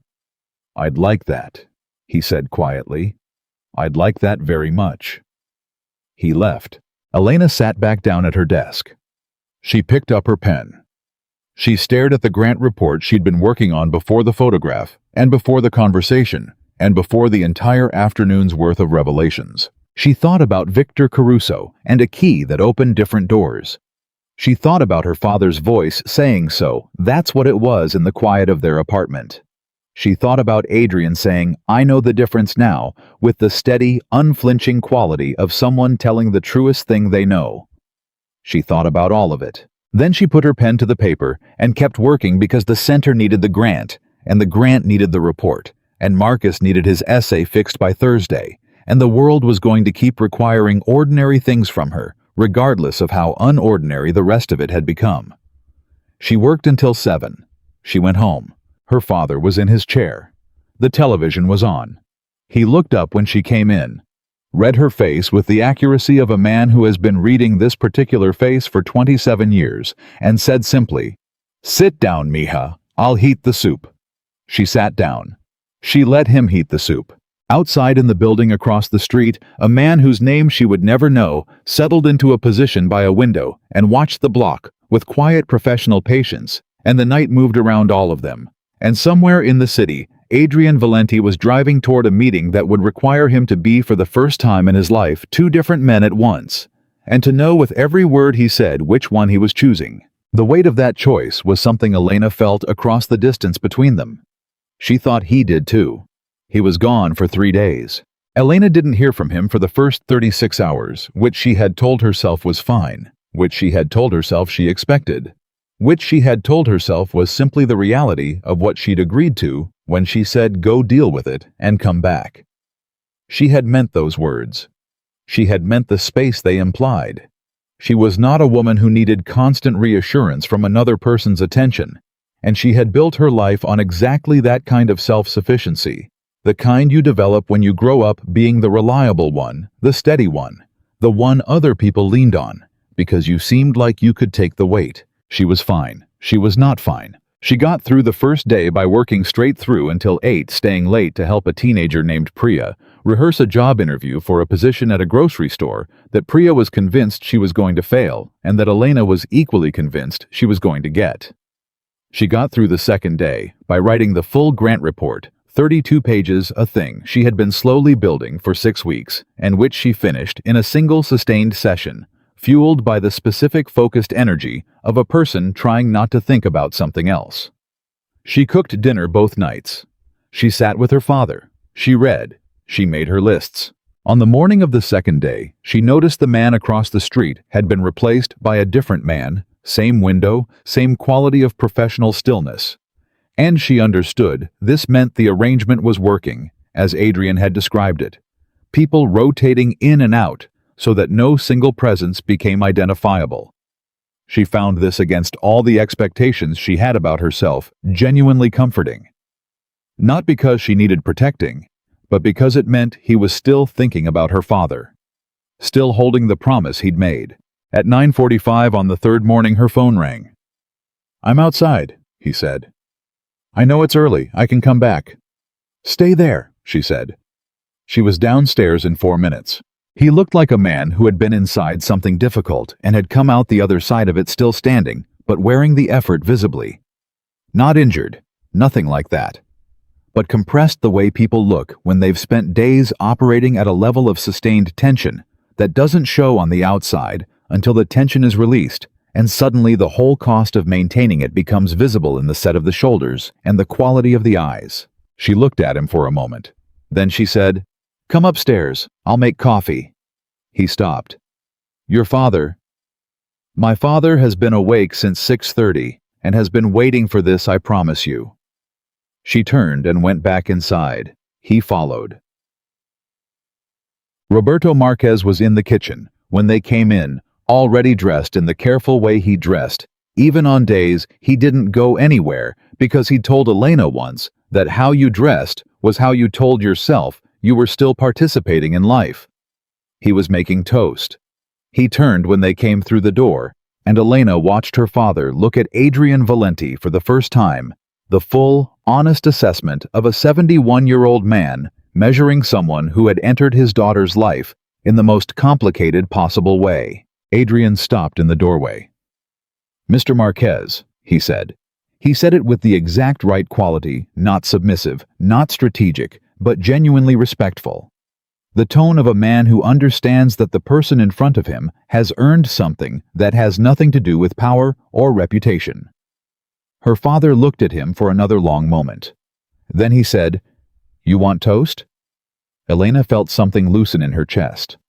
"Yes," Adrian said. "Thank you." The three of them sat at the small kitchen table and ate toast and drank coffee, and it was one of the strangest and most ordinary mornings Elena had ever experienced. Her father asked Adrian careful questions, not about the organization, not about the legal history, but about Adrian as a person. What he read, what he thought about the neighborhood when he walked through it, whether he cooked. These small domestic inquiries that seemed peripheral, but weren't, because Roberto Marquez had spent 40 years reading people through the minor keys of conversation. The small answers that told you something, the large answers couldn't. Adrian answered everything directly. He didn't perform. He didn't manage the impression he was making. He just talked in the plain, honest way he'd shown her he was capable of when he wasn't behind a layer of strategy. At one point, her father said, "My daughter tells me you spent years in correspondence with her without knowing who she was." "That's right," Adrian said. "What did she say in those letters that mattered most to you?" Adrian was quiet for a moment. Elena watched him think about it, really think not, reach for the closest acceptable answer. "She told me," he said, "that the most true thing about a person is what they're doing right now. That the past isn't fixed as the final version of you." He paused. "I had stopped believing that was possible. About myself. She argued me back into believing it." Her father looked at him steadily. "And what are you doing right now?" "I'm trying to live up to the argument," Adrian said. Roberto Marquez picked up his coffee cup, took a slow sip, set it back down. "That's an honest answer," he said. "Elena tells me you tend toward those." "I'm trying to," Adrian said. Her father nodded with the slow finality of a man who has reached a conclusion he was working toward. He didn't say anything else about it. He reached for the butter. He asked Elena if she'd finished the grant report. The conversation moved on, and in moving on, said everything it needed to say. What? Later, when her father had gone to his room to rest, and they were alone in the kitchen, Elena said quietly, "Tell me what happened." Adrian sat with his hands around his coffee cup. "I met with Caruso," he said. Directly, no intermediaries like I told you. And it was not a friendly conversation, he said, but it was a clear one. I told him that any action involving you or your father was something I would treat as a direct assault on me personally and respond to accordingly. He paused. I used language that was not the language of a man trying to become something better. I want to be honest with you about that. She held his gaze. Did it work? For now, he said.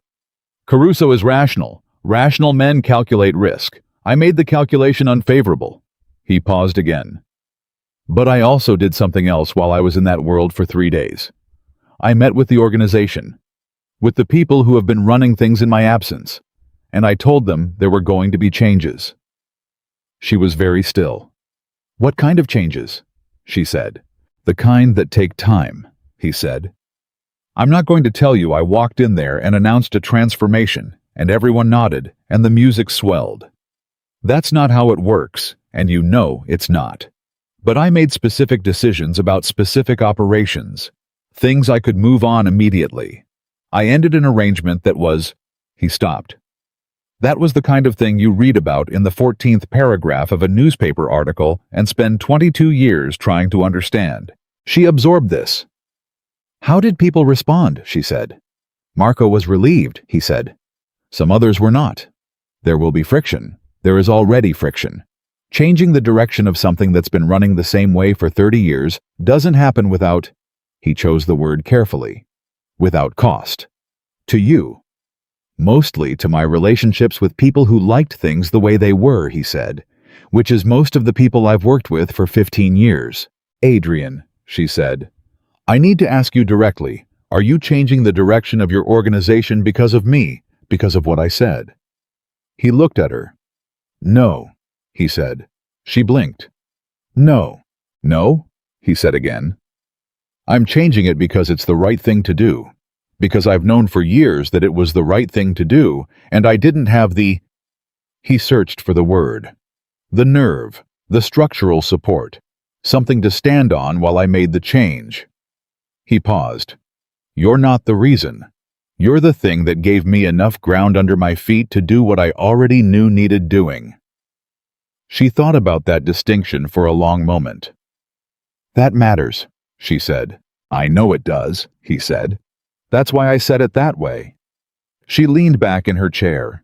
The morning was moving along outside the ordinary sounds of it, and she sat in her father's kitchen with this man who had come to her through letters in the dark and thought about the distance between where they'd started and where they were sitting now. There's something I want to say to you, she said, and I want you to let me finish before you respond. Okay. I've spent my whole adult life believing that my value was in what I did for other people, she said. The work, the center, my father. Being useful, being steady, being the person everyone could count on to stay in place. She looked at him.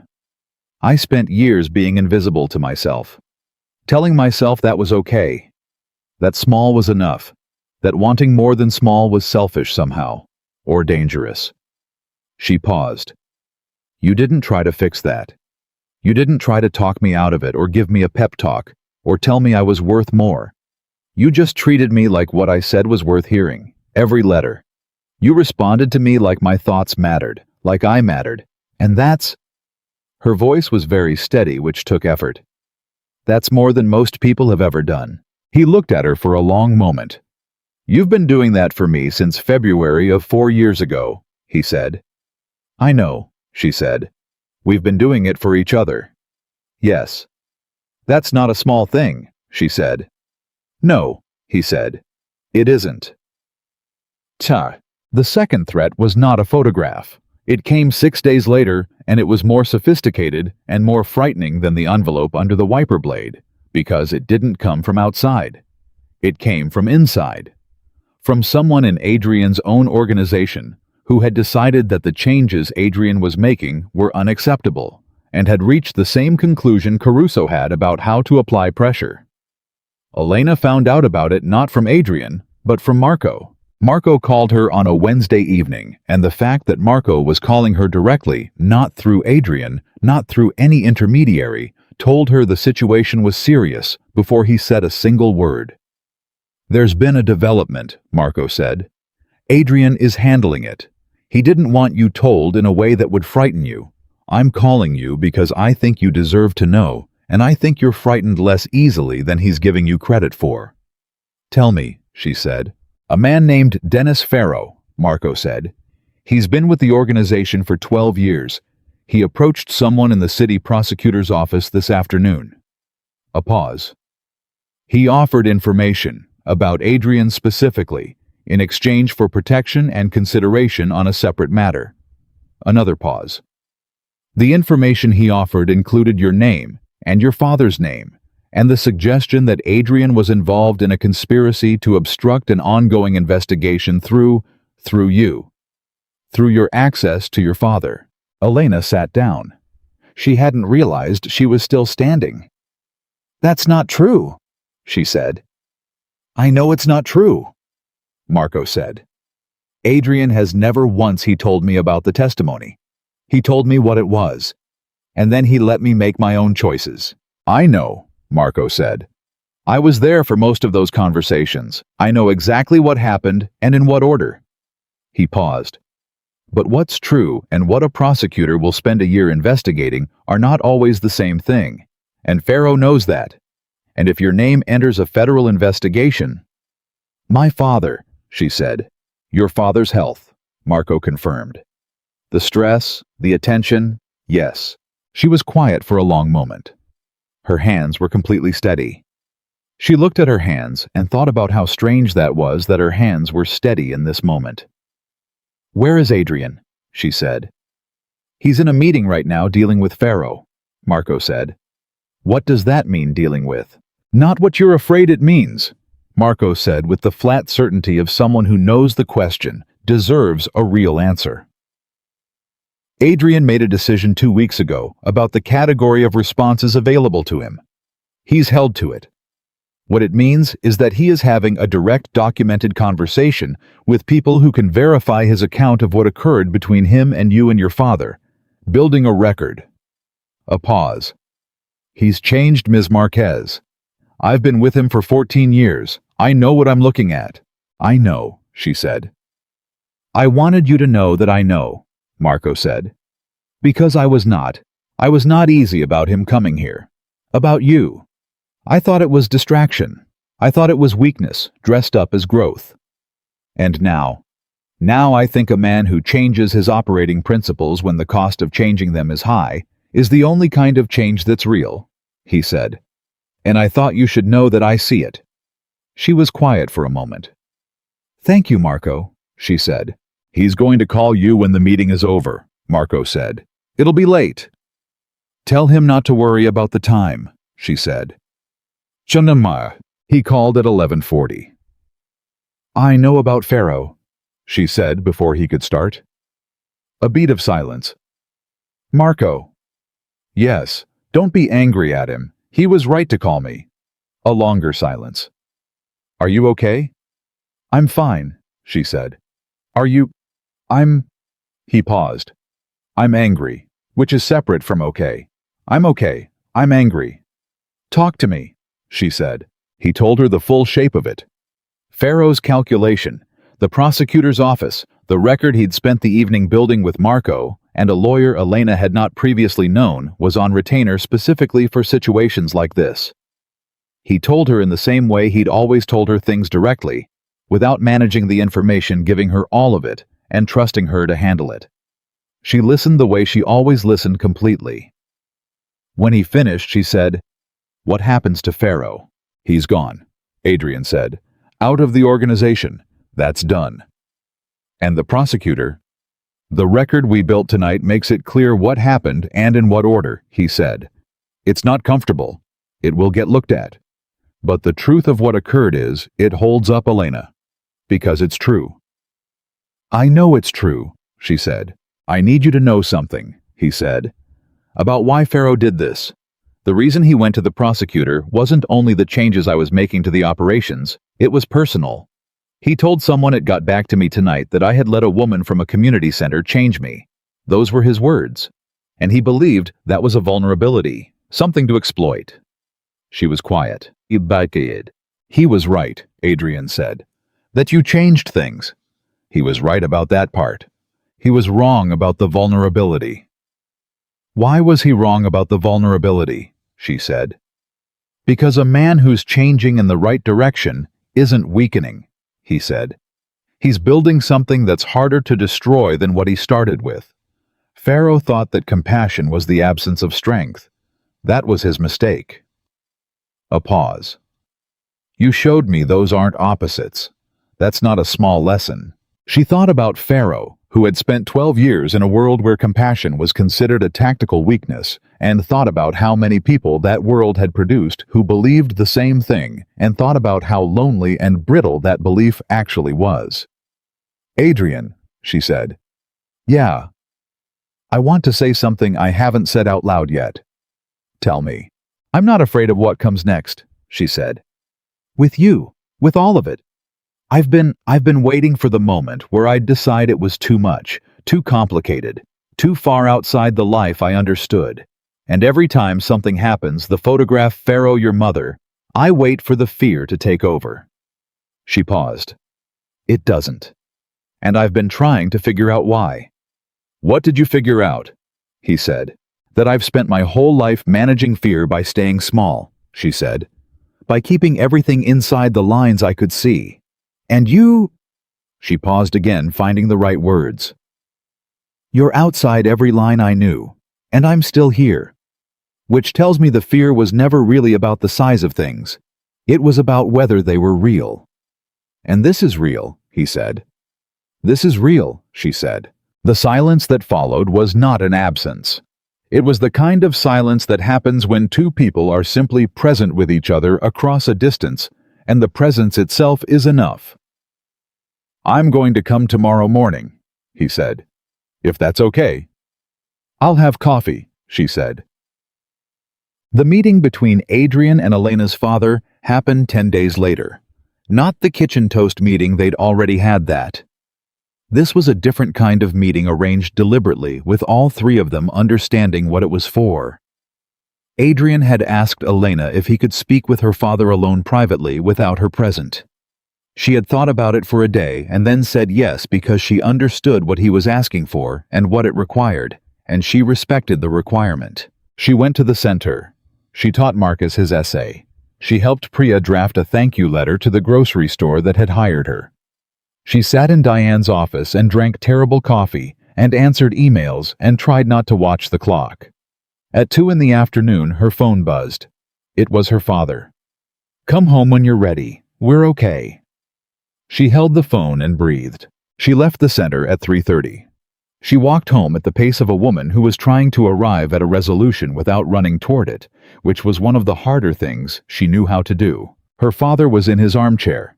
Adrian was on the couch across from him. They were talking. Actually talking, not sitting in managed silence. And when she came through the door, they both looked up, and the quality of the moment was unmistakable. The quality of two people who have arrived at some understanding between them that doesn't require external validation. How was the center? Her father said. Good, she said. Marcus is going to get into that school. I'm certain of it now. He will, her father said, with the confidence of a man who has heard enough about Marcus over the past weeks to have an opinion. Sit down, Elena. She sat. Her father looked at her with the direct gaze he used when he had something to say that he'd worked out carefully. This man told me today what his family did, he said. Specifically, with Meridian. He didn't... Her father paused, choosing. He didn't minimize it. He didn't offer me explanations that were really excuses. He told me what happened, and he told me his role in inheriting and continuing a structure that caused harm, to us and to other people. Her father's voice was steady and very measured. And he told me what he intends to do. She looked at Adrian. I want to make it right with the families, Adrian said. Not just yours, all of them. The people who lost pension funds, the credit union. I've been working with a lawyer, a different lawyer from the organization's counsel, someone independent to identify the scope of what can be done legally and what can be done privately, and what the most direct path to something that actually reaches the people is. He paused. It won't be sufficient. I want you to know I know that. What was lost wasn't only money, but money is something I can actually do something about, and I intend to do it. Elena looked at him. She thought about the article. She thought about the 14th paragraph. She thought about 2 years after Meridian, when her father had sat at this same kitchen table and stared at his hands for a long time without saying anything. That's not a small thing, she said. No, he said. It isn't. And it's not enough. But it's the truth of what I can do. Her father said, I told him I accept it, not as a settlement, not as... He searched for the word. Not as a transaction, as a statement of direction. He looked at Adrian.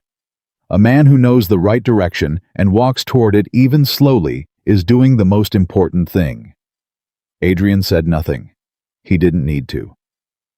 The evening came apart 3 weeks later. Elena had not been naive enough to think that everything would smooth out at once. She had known with the practical clarity she applied to most things that the world Adrian was restructuring was not going to cooperate with the restructuring without significant resistance. She had known it intellectually. Living in it was a different thing. The call came at 7 in the evening. It was Marco again, which again told her everything before the words. Caruso made a move, Marco said. He's gone to a different level. He found something. Elena, I'm going to tell you something, and I need you to hear the full thing before you react. Tell me, she said. Your father's testimony from the second Meridian hearing, Marco said. The part about the conversation with the man who hired him. Caruso has a copy, and he's planning to use it not in a legal proceeding. He's planning to use it as leverage against Adrian directly, as a threat. He's going to tell Adrian that if the operational changes continue, he files an altered version of that testimony with people who can use it to damage Adrian's current position and drag your father back into proceedings he thought were finished 20 years ago. Elena stood very still in her kitchen. An altered version, she said. Changed to implicate your father in things he didn't know, Marco said. As leverage. It's not a filing, it's a threat of a filing. Caruso doesn't want this in court. He wants Adrian to stop making changes. Where is Adrian? She said. He's on his way to you, Marco said. He asked me to call you first, so you'd know before he got there. The knock came 4 minutes later. She opened the door. Adrian looked at her and she looked at him, and neither of them said anything for a moment, because the situation had arrived at the kind of point where words needed to be exactly right or not at all. She stepped back. He came inside. I know, she said. Marco. Yes. He sat down at her kitchen table, the same table where she'd eaten cold soup, while not telling her father about him, the same table where she'd read his letters at 3 in the morning, the same table that had become over the past weeks a place where real things got said. Tell me what you want to do, she said. He looked at her. I want to keep going, he said. With the changes, with all of it. He paused. And I want to find a way to protect your father from this that doesn't require me to stop. Is that possible? I think so, he said. But it requires your father to do something I have no right to ask him to do. She held his gaze. What? Make a statement, Adrian said. A voluntary statement. A real account of what he remembers on the record with representation. Filed with the right people before Caruso can file an altered version. He paused. An authentic record on file makes Caruso's altered version worthless. You can't introduce a fabricated document alongside an authentic one without the fabrication being obvious. He looked at her steadily. It protects him, but it means he has to go through it again, relive it, testify essentially, for the second time, for something he thought was finished. Elena was quiet. She thought about her father in his armchair. His careful way of dressing even on days he didn't go out. His voice saying so. That's what it was in the quiet of the evening. I have to ask him, she said. You know that. I can't make this choice for him. I know, Adrian said. I'm not asking you to. I'm asking if you'll help me explain it to him. When? Tonight, he said. If we wait, Caruso moves. She stood up. Come with me, she said. What? Roberto Marquez listened to the full explanation without speaking. He sat in his armchair. Elena sat on the arm of the couch closest to him, which was where she always sat when she needed to be close. Adrian sat across from them both and laid the situation out clearly and completely, the same way he'd laid things out with her, the full truth, no managed information, no protective editing.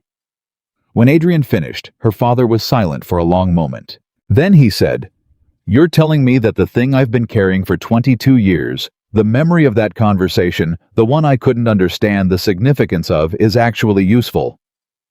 Yes, Adrian said. That what I remember accurately and honestly is something that matters. It matters enormously, Adrian said. Her father looked at his hands. Elena watched him do this, the gesture she'd seen him make 100 times in the years after Meridian, this looking at his own hands, as if checking whether they were clean. Then I'll do it, her father said. He said it simply without drama, in the voice of a man who has been waiting without knowing. He was waiting for something that felt like the real use of a thing he'd been carrying a long time.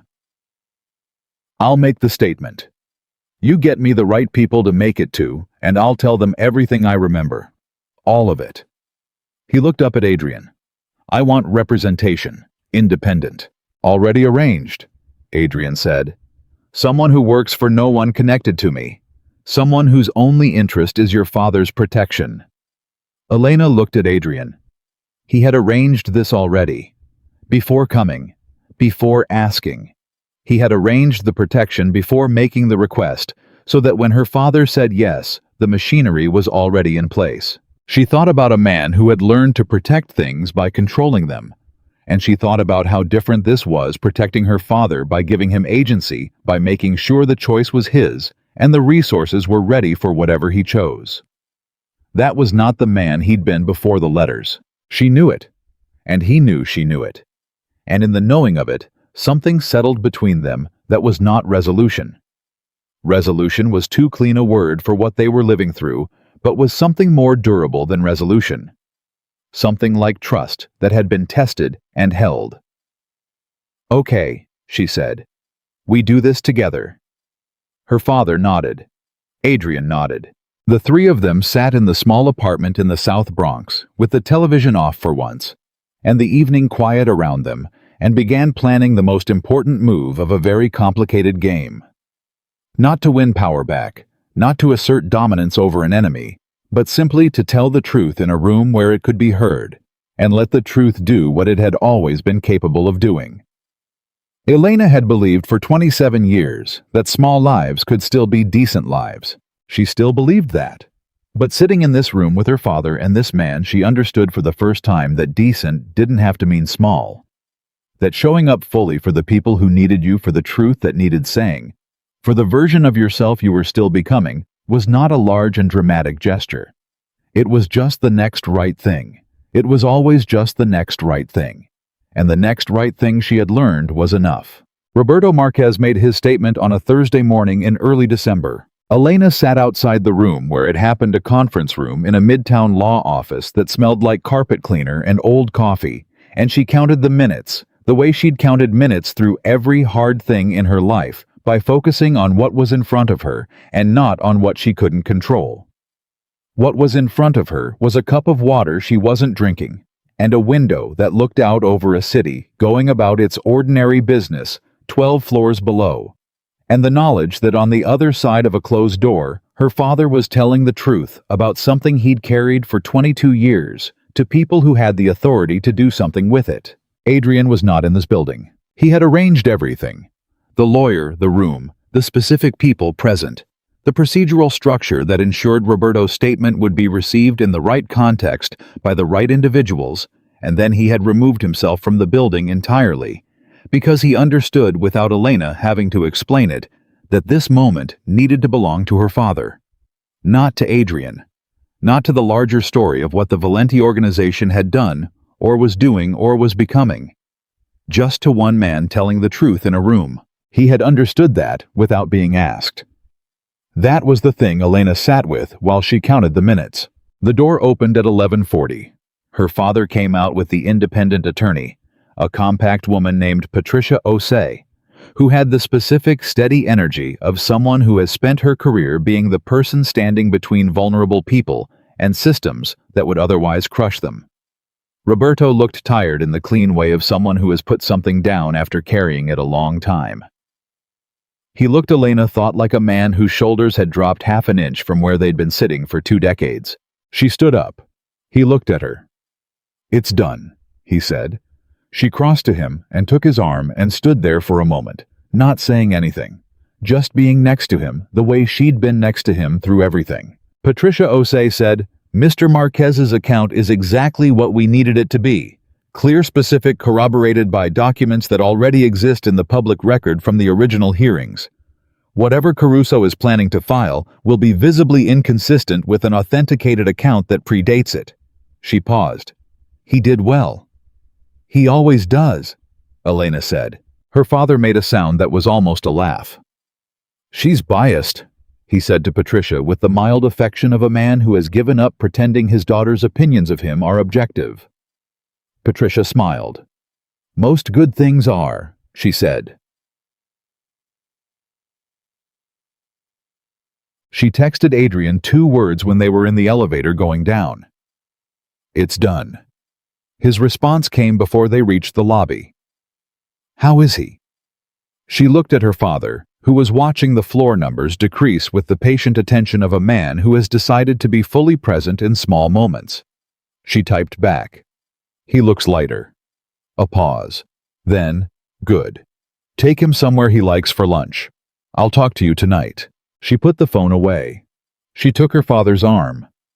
They walked out into the cold December street, and she asked him where he wanted to eat, and he said without hesitation, the Cuban place on 48th that he'd been going to since before Elena was born, and she flagged them a cab, and they went, and she watched him eat ropa vieja with the specific pleasure of a man who has rediscovered his appetite, and she thought this is what the whole thing was for. This moment, right here. The news about Caruso came 4 days later. Not dramatic news. Not the kind of news that announces itself with sirens and press conferences. The quiet kind, the kind that moves through certain channels in certain worlds and reaches the people who need to know it through Marco's voice on Elena's phone at 7 in the morning. Caruso withdrew, Marco said. The threat about the testimony is gone. He's been made to understand that the authentic record exists and predates anything he could produce, and that proceeding would expose his fabrication rather than advance his position. A pause. He's also been made to understand certain other things by certain other people who have been watching this situation develop and who have their own reasons for preferring that it resolves quietly. What other people? Elena said. People who have been part of this world for a long time and who recognize the difference between a man who is restructuring toward something and a man who is simply in transition between the same thing, Marco said. Adrian has credibility with people I didn't expect. The changes he's made, the specific decisions over the past weeks, they've been noticed. Not everyone in this world wants it to stay the way it is. Some of them have been waiting for someone with enough standing to start moving it in a different direction. Elena stood in her kitchen in the early morning and absorbed this.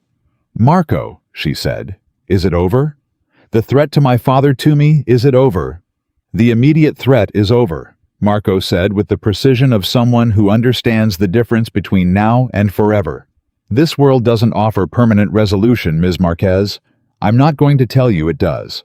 But the specific threat from Caruso, using your father as leverage, that's done.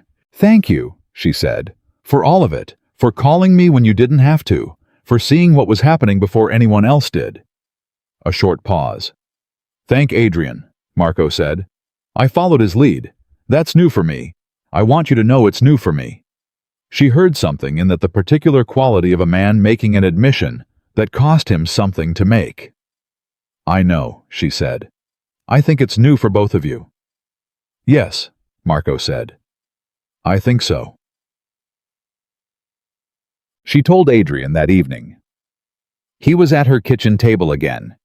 He had developed the habit of the kitchen table. This man, who had spent most of his adult life in rooms specifically designed to communicate power, who had sat across from lawyers and rivals, and people who feared him in offices, built to make that fear useful, and who came now reliably to a small table in a South Bronx apartment, and sat in the chair across from her father's chair, and drank her coffee, and was simply present. She told him about Caruso withdrawing. She watched his face go through the controlled version of relief, not the dramatic exhale of a man who didn't know it was coming, but the settling of someone who had been braced against a weight and was now permitted to straighten. "It's done," he said. "For now," she said, echoing Marco's precision. "For now," he agreed. He looked at her. "How do you feel?" She thought about it honestly. "Tired," she said, "and clear, like when a headache finally breaks. Everything feels very specific and present." She paused. "How do you feel?" He was quiet for a moment. "Like I've been moving in a direction I didn't fully trust," he said. "And I just got far enough along that I can see it's an actual road and not something I made up." She looked at him across the table. "It's a real road," she said. "I know," he said. "I can feel that now." The evening was around them ordinary and warm. Her father's television going softly in the other room, the sounds of the building and the street. The coffee going slightly cold, the way coffee always did in this apartment, where conversations mattered more than temperature. "I want to tell you something," Adrian said. "Tell me." "When I was in that prison," he said, "and your letters were the thing I read and reread, I used to try to construct you in my head. Who you were, what you looked like, what your life was." He paused. "Everything I constructed was wrong. You were nothing like what I imagined." "I know," she said. "You told me I was shy."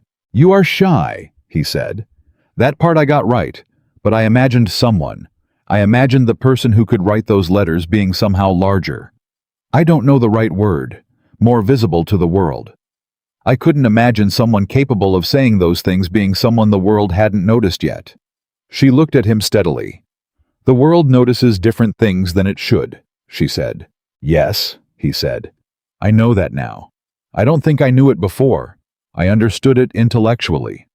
I didn't feel the truth of it until I was standing outside your building watching you say goodbye to a 12-year-old and then stop to hold the door for a woman with a stroller, and then look at the sky for a full 30 seconds before going inside." He paused, completely unself-conscious, just alive, in your own life, without performing it for anyone. He shook his head slightly. "I'd forgotten what that looked like." She felt the words land somewhere deep and specific. "Adrian," she said. "Yeah. Stop trying to describe me," she said, "and just be here." He looked at her. Something in his face softened, not went soft, not weakened, but softened the way a clenched fist softens when the thing it was holding is safely down. "Okay," he said. "Okay," she said, and they sat, and the coffee went cold, and her father's television murmured in the other room, and for the first time in a long time, both of them were simply where they were. The visit to the prison happened 6 weeks later in January. It was Elena's idea. She brought it up carefully because she understood it was not a small thing, not for her, and especially not for him, and she wanted to make sure she was proposing it for the right reasons and not some version of the wrong ones. She thought about it for a week before she said anything. She sat with the idea of it the way she sat with hard things, turning it, examining it from different sides, making sure what she found was real. She found it was real. She said to Adrian one evening, "I want to go back to the facility, where you were. I want to see it." He was quiet for a moment. "Why?" he said. "Because it's where we started," she said. "Not in any romantic sense, just literally. The letters started there. The whole thing started there. And I've been trying to understand why, when I think about everything that's happened, that place keeps presenting itself as I don't know. As a thing I need to look at directly." He thought about this. "You want to close a loop," he said. "Maybe," she said. Or open one. I'm not sure which yet. He was quiet for another moment. I'll go with you, he said. If you want. I want, she said. They drove up on a Saturday morning in January, gray and cold, the landscape stripped down to its essentials, the way winter strips everything in New York, all bare branches and flat sky, and the particular clarity of the world when there's nothing left to obscure it.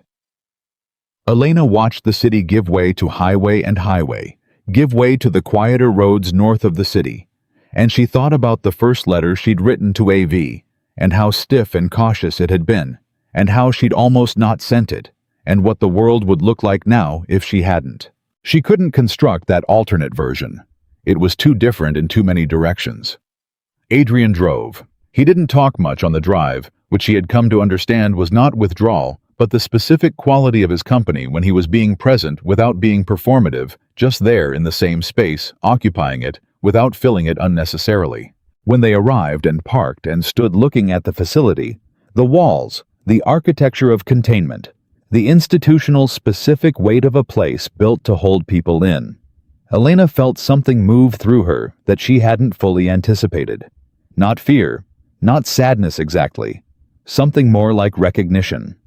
The recognition of a place you know, without having been there, because someone described it to you so many times and so precisely that it became real in your mind long before your eyes confirmed it.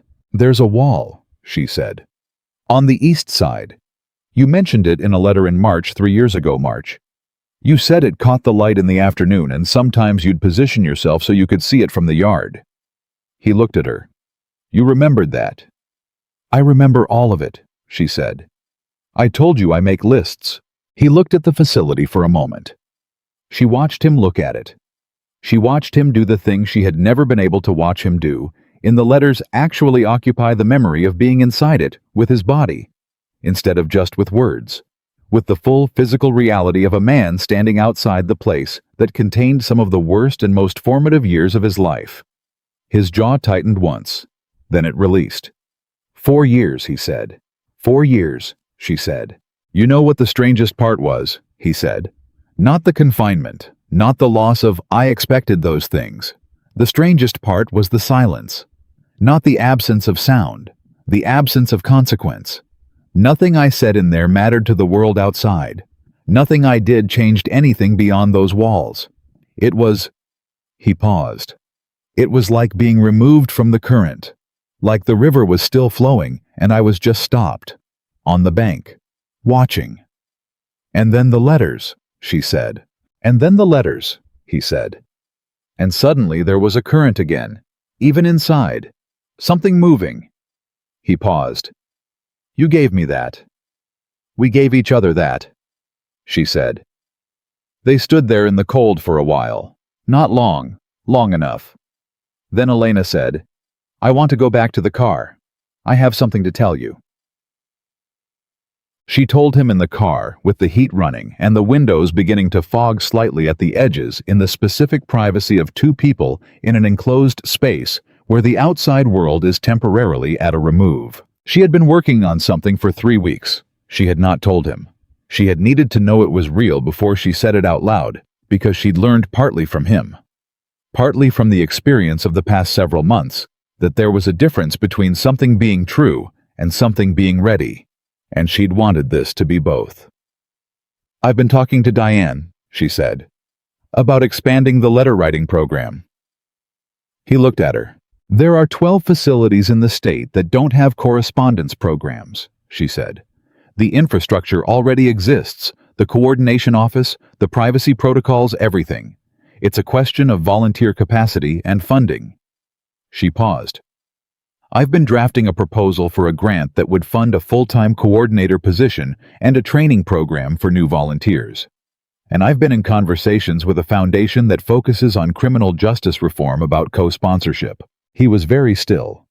The grant proposal cites correspondence as a factor in reducing recidivism, she said. Which it is, there's research, it's not just anecdotal, and the proposal includes a section on outcomes. She paused. One of the outcomes I cite is a specific case, not by name, but a description of a correspondence that lasted 11 months, and she stopped. That changed the direction of a person who had been considered by every available metric beyond reach. She heard her own voice say those words and felt the full weight of what they contained. "Elena," he said. "You don't have to say anything," she said. "I want to say something." She waited. "When I was in that cell," he said, "and I understood somewhere around the 9th month of your letters that something real was happening to me, that I was actually changing, not just thinking about changing, not just articulating it in letters, but actually becoming something different on the inside. I didn't tell you. I didn't say it directly, because I was afraid that naming it would, I don't know, make it fragile. Like naming a thing you're growing can stop it growing." She nodded. She had sensed this in the letters. She'd never pushed. "I should have said it," he said. "I'm saying it now. What you did, what the letters did, it wasn't that you reformed me. That's not the right word. It's that you maintained the possibility. When everything else in my life was removing possibility, you maintained it. You held the door open by continuing to believe it was worth holding." He looked at her directly. "That's not a small thing, Elena. That's the whole thing. That's everything." She held his gaze. "I know," she said. "I want to support it," he said. "The expansion, the program, however that can work structurally without complicating the grant or the foundation relationship. Whatever way makes sense, I want to be part of making that happen." She had thought about this. She had thought about it carefully, because she understood the complications, the optics, the specific sensitivity of a criminal justice reform program being funded by someone with Adrian's history. She had thought about whether it was possible to thread that needle in a way that was honest rather than managed. She had concluded it was possible. But it required being exactly what it was, rather than what it could be made to look like. "It would have to be fully transparent," she said. "Your history, your connection to me, your reasons, all of it documented and disclosed. The foundation would have to know everything. The program's credibility depends on it being real, and being real means not managing the information." "I know," he said. "I'm not asking to be invisible in it. I'm asking to be accountable in it." She looked at him. The distinction mattered enormously, and he knew it, and she knew he knew it. "Okay," she said. "Then yes." The foundation meeting was in February, and it did not go smoothly, and Elena had not expected it to. The program officer, a serious woman named Dr. Anita Reyes, who had spent 20 years in criminal justice work and had the specific quality of someone who had seen every version of well-intentioned effort fail due to exactly the kind of complications that were present in this room, asked direct questions. About Adrian, about Elena's relationship with him, about the chain of events from the letter-writing program through to this proposal. She asked them in the flat, measured way of someone who is not trying to catch anyone out, but who needs real answers and knows the difference between real answers and performed ones. Elena answered everything directly. When Dr. Reyes asked about Adrian's ongoing legal situation, the parts of the organization that were still being restructured, the federal interest that had not completely dissipated, Adrian answered for himself.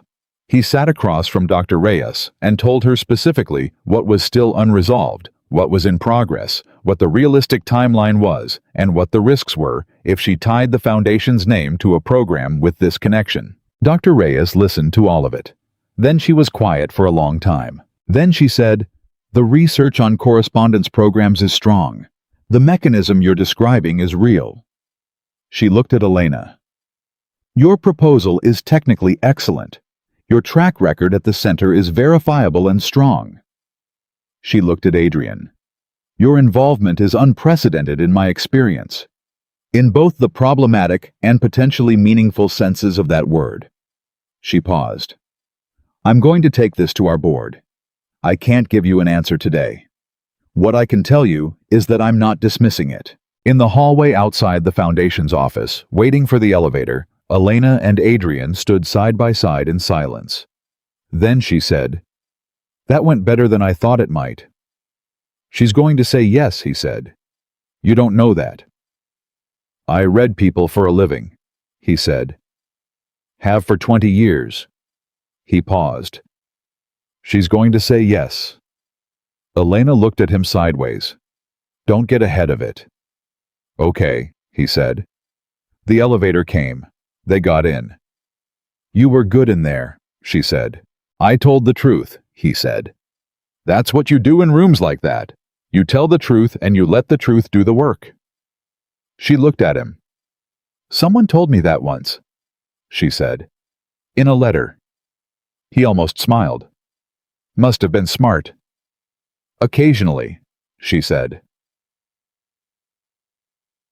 Dr. Reyes said yes 6 weeks later. She called Elena on a Tuesday morning before the center opened, while Elena was still in her coat with her keys in her hand. And she said the board had approved a 2-year pilot funding commitment with the possibility of extension based on outcomes, and that she had one condition, which was that the program include a documented component where participants in the original correspondence program, people who had been through it and could speak to its effect, contributed to training new volunteers. Elena stood in the center's entryway with her coat still on and her keys still in her hand and said, "Yes, we can do that." She called Adrian. He answered on the first ring. They said yes, she said. The silence that followed was one she'd learned to read.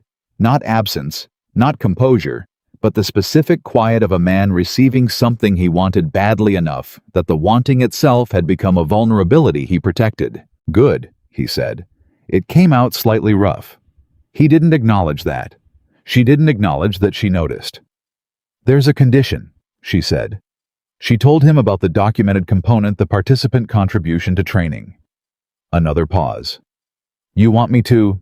I want you to think about it, she said. I'm not asking you today. I'm telling you it's on the table, and I want you to think about what it would mean, and what it would cost, and whether you want to do it. I don't need to think about it, he said. Adrian, I already know the answer, he said. I've known the answer since you described the expansion. I just needed to know the program was real first.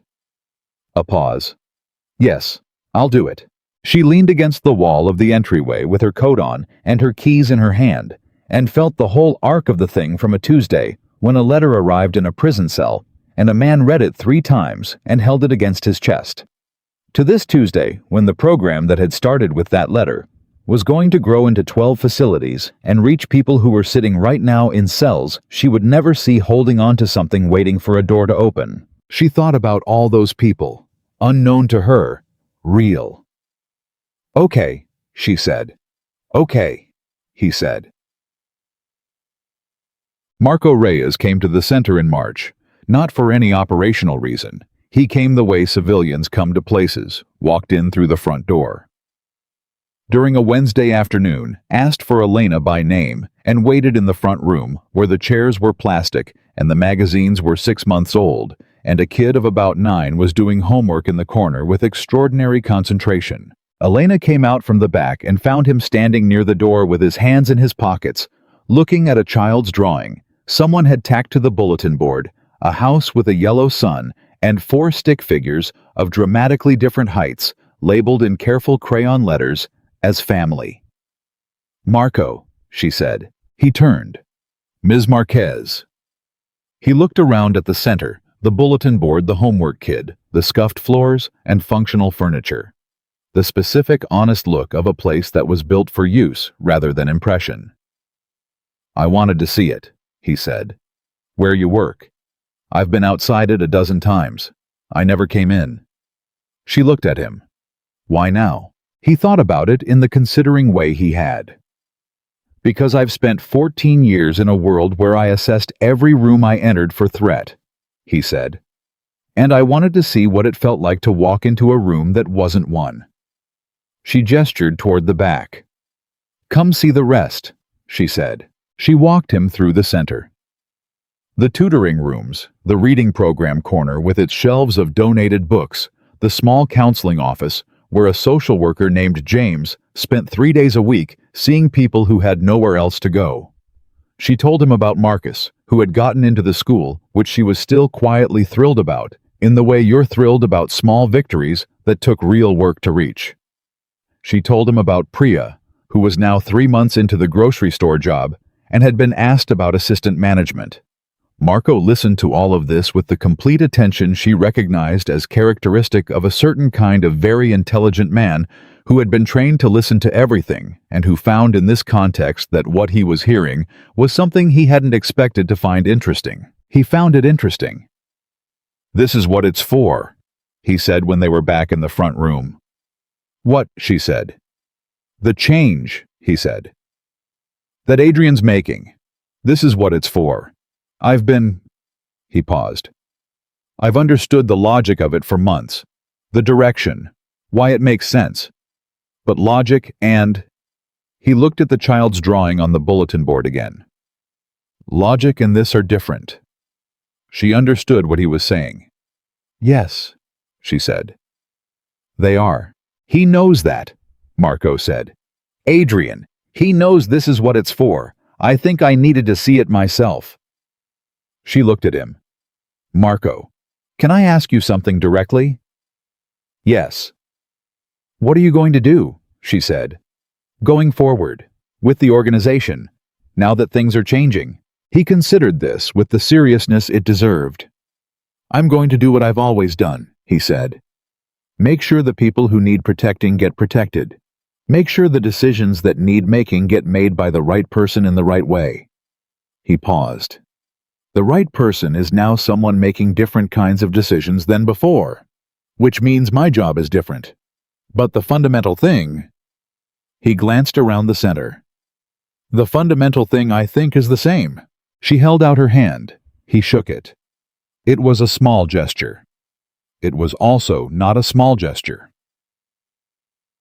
The evening Elena had not expected arrived on a Thursday in April, warm enough that the city was remembering it had another season available to it, the light going long and gold the way it does in spring in New York when it means it. She was at the community center late finishing a training session for the first cohort of new volunteers for the expanded correspondence program, 8 people ranging in age from 22 to 68, sitting in a circle of chairs, listening to Elena explain the protocols and the purpose and the principles. She was good at this part. She had always been good at this part. Explaining why things mattered in a way that made other people feel the mattering. Adrian arrived at 6:30, which she hadn't known he was going to do. He came in quietly and sat in the back, and she saw him when she looked up mid-sentence, and then kept going without breaking the sentence because she was professional and because the training was important and because she knew, without needing to address it directly, that he was there to listen and not to interrupt. She finished at 7. The volunteers filed out, and she stood talking to 2 of them, who had questions, and Adrian waited against the back wall with the patience of a man who has learned to wait for things that are worth waiting for. When the last volunteer left, Elena turned to face him across the empty room. "You came," she said. "I wanted to hear how you explain it," he said, "when you're explaining it to people who don't know the story. What did you think?" He pushed off the wall and crossed the room to her. "You never mention yourself," he said. "The whole explanation of how the program works, what it does, why it matters, you never once referenced your own experience of it." "It's not about me," she said. "It is, though," he said. "It started with you. Everything about this started with you sitting at a kitchen table, deciding whether to answer a letter from someone the world had already decided was a lost cause." She looked at him. "The program started with Diane," she said. "I just participated." "You did more than participate." "Adrian, let me say it," he said. "You told me once that you spent your life feeling invisible to yourself, that you'd convinced yourself small was enough, that wanting more than small was somehow wrong." He looked at her steadily. "I want you to look at this room. Look at what you built. 8 volunteers tonight, 12 facilities, a grant, a foundation, a program that is going to reach people who are sitting in cells right now doing exactly what I was doing, waiting for something to hold on to." His voice was very even and completely direct. "You did that. You, the woman who almost didn't send the first letter." She felt the back of her eyes go warm. She didn't cry. She had never been a person who cried easily, and she wasn't going to start now. "I almost didn't send it," she said. "I know," he said. "You told me. In October, the 2nd October a year in. You said you almost didn't send the first one. And I thought about that for weeks. What the world looks like in the version where you don't send it. He shook his head. I don't like that version. Neither do I, she said. He was close enough now that the distance between them was just the natural space of a conversation between two people who knew each other very well and were standing in a room they both belonged in. I have something to tell you, he said. Tell me. I talked to my lawyer today, he said. Not the organization's lawyer, the independent one. About the Meridian families. We have a structure now. A real one. A foundation, separate from anything connected to the Valenti name, a new entity. Independent directors, full transparency on the source of the funding. The first disbursements go out next month. He paused. 23 families. The people the original hearings identified as directly impacted. Your father's situation is included. Not prominently. Not in a way that draws attention to him. Just included. She was very still. Adrian, she said. I know it's not enough, he said. I've said that and I mean it. I'm not saying it's enough. I'm saying it's the next right thing. I'm doing the next right thing. She had said that to herself. In her kitchen months ago, the next right thing. She hadn't said it to him. He had found it himself. I know, she said. I see you doing it. That matters, he said. That you see it. Not for the reason it would have mattered to me 5 years ago, not for validation, or I don't need that kind of seeing anymore, but because... He stopped. Because you're the person whose judgment I trust most. And I want the person whose judgment I trust most to be able to see what I'm doing clearly and honestly, without anything between what's real and what they see. She looked at him for a long time, this man, this complicated, precise, difficult, genuine man who had come to her through letters in the dark, and who had stood outside a community center with blueberry muffins, and who had sat at her father's kitchen table eating toast, and who had faced a prosecutor's scrutiny with his hands clean because the truth held up, because the truth was the truth. It does matter, she said, and I see it clearly.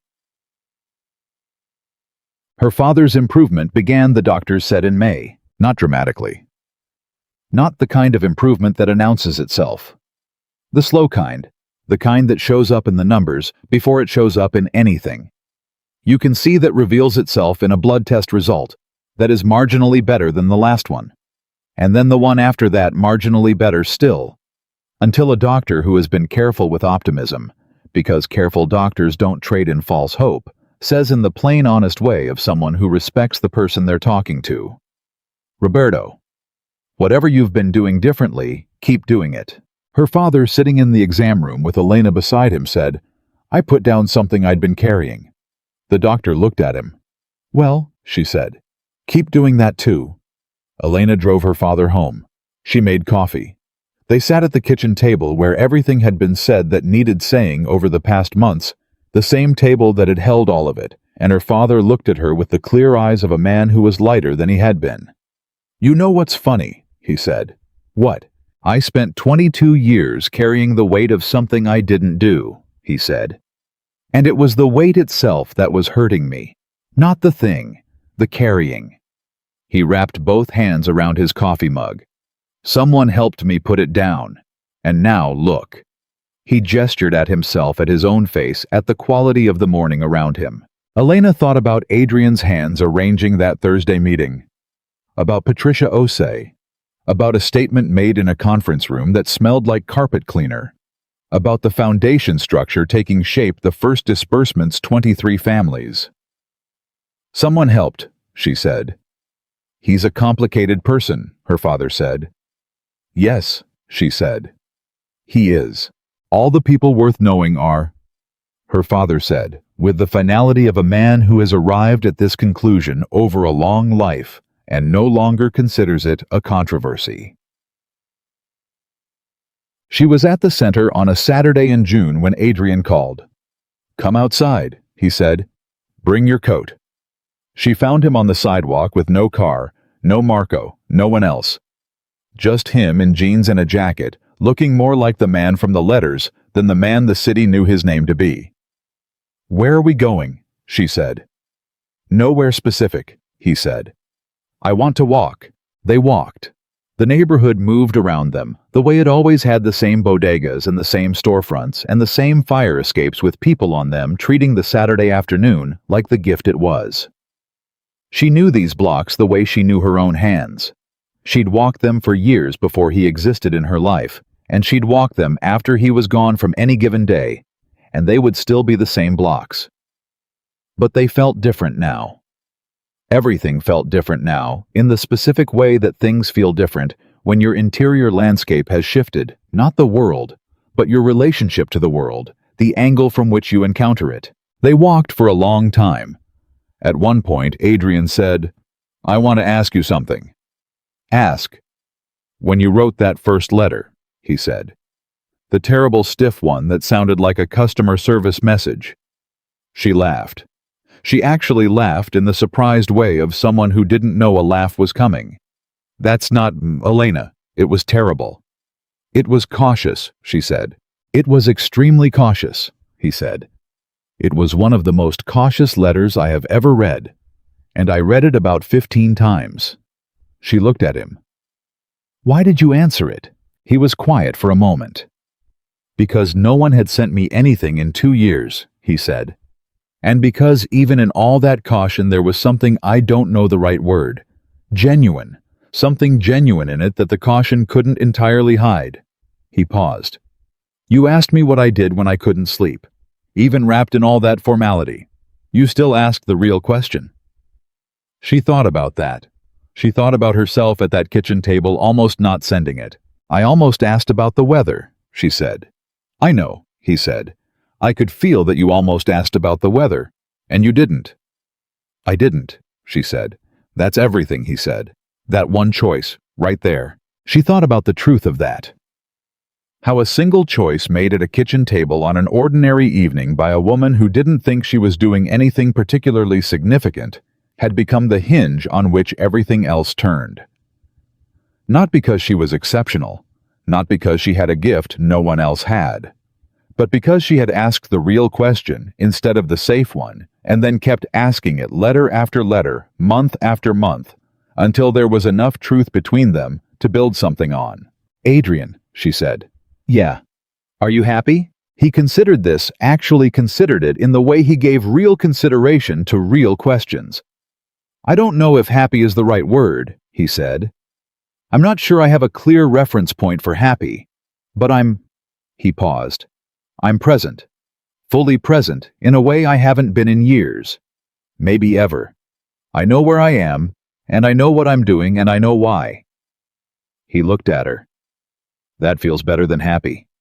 Happy is weather. This is ground." She understood that completely. "That's what we gave each other," she said. "Ground." "Yes," he said. They stopped walking. They were on the corner she'd walked past 10,000 times, the corner with the bodega and the flower stand where the man who ran it always argued cheerfully with his supplier on Thursday mornings, and the lamppost with 3 layers of event posters on it. The completely ordinary corner of a completely ordinary neighborhood. Elena Marquez stood on that corner and looked at the man beside her and thought about everything. The first letter, the terrible stiff one. The sounds in the dark. The 7 pages in careful handwriting. The newspaper in the 14th paragraph. The silence. The photograph with her address on the back. Her father's hands around a coffee mug. The 8 volunteers in a circle of chairs. The 23 families, the letter she had almost not sent. She thought about all of it at once, and what she felt was not the weight of it, but the structure of it, the way everything had led to everything else, the way one honest choice had made the next honest choice possible, and the next, all the way to this corner on this Saturday in June, with this man and the flower stand man arguing cheerfully in the background about Tuesday's delivery. "You know what I keep thinking about," she said. "Tell me." "That you were never actually free in prison," she said. "Not from the obvious things, but also not from yourself, from who you'd been told you were." She paused. "And now you are." He was quiet. "And neither was I," she said. Free from my own small version of a cell, the one I'd built from other people's opinions and my own fear of wanting too much. She looked at him. We didn't free each other, but we reminded each other that it was possible, and that was enough. He looked at her for a long time. That's what the letters were, he said. Yes, she said. That's exactly what they were. The city moved around them, and the flower stand man reached some resolution with his supplier, and a kid went past on a bicycle, and somewhere up the block, someone was playing music through a window, and the afternoon just kept being the afternoon, ordinary and specific and irreplaceable. Adrian Valenti, who had spent 20 years building walls around himself and 4 years inside the walls of a prison, stood on a street corner in the South Bronx and was finally, in every sense that mattered, free. And Elena Marquez, who had spent her whole life believing she was too small to leave a mark on the world, looked at the man beside her and at the neighborhood around her and at the work she was doing and would keep doing, and understood with the same certainty you feel when a truth stops being an idea and becomes something you inhabit, that she had always been exactly enough. Not because someone had told her so, because she had chosen one ordinary Tuesday to ask the real question instead of the safe one, and the world had answered.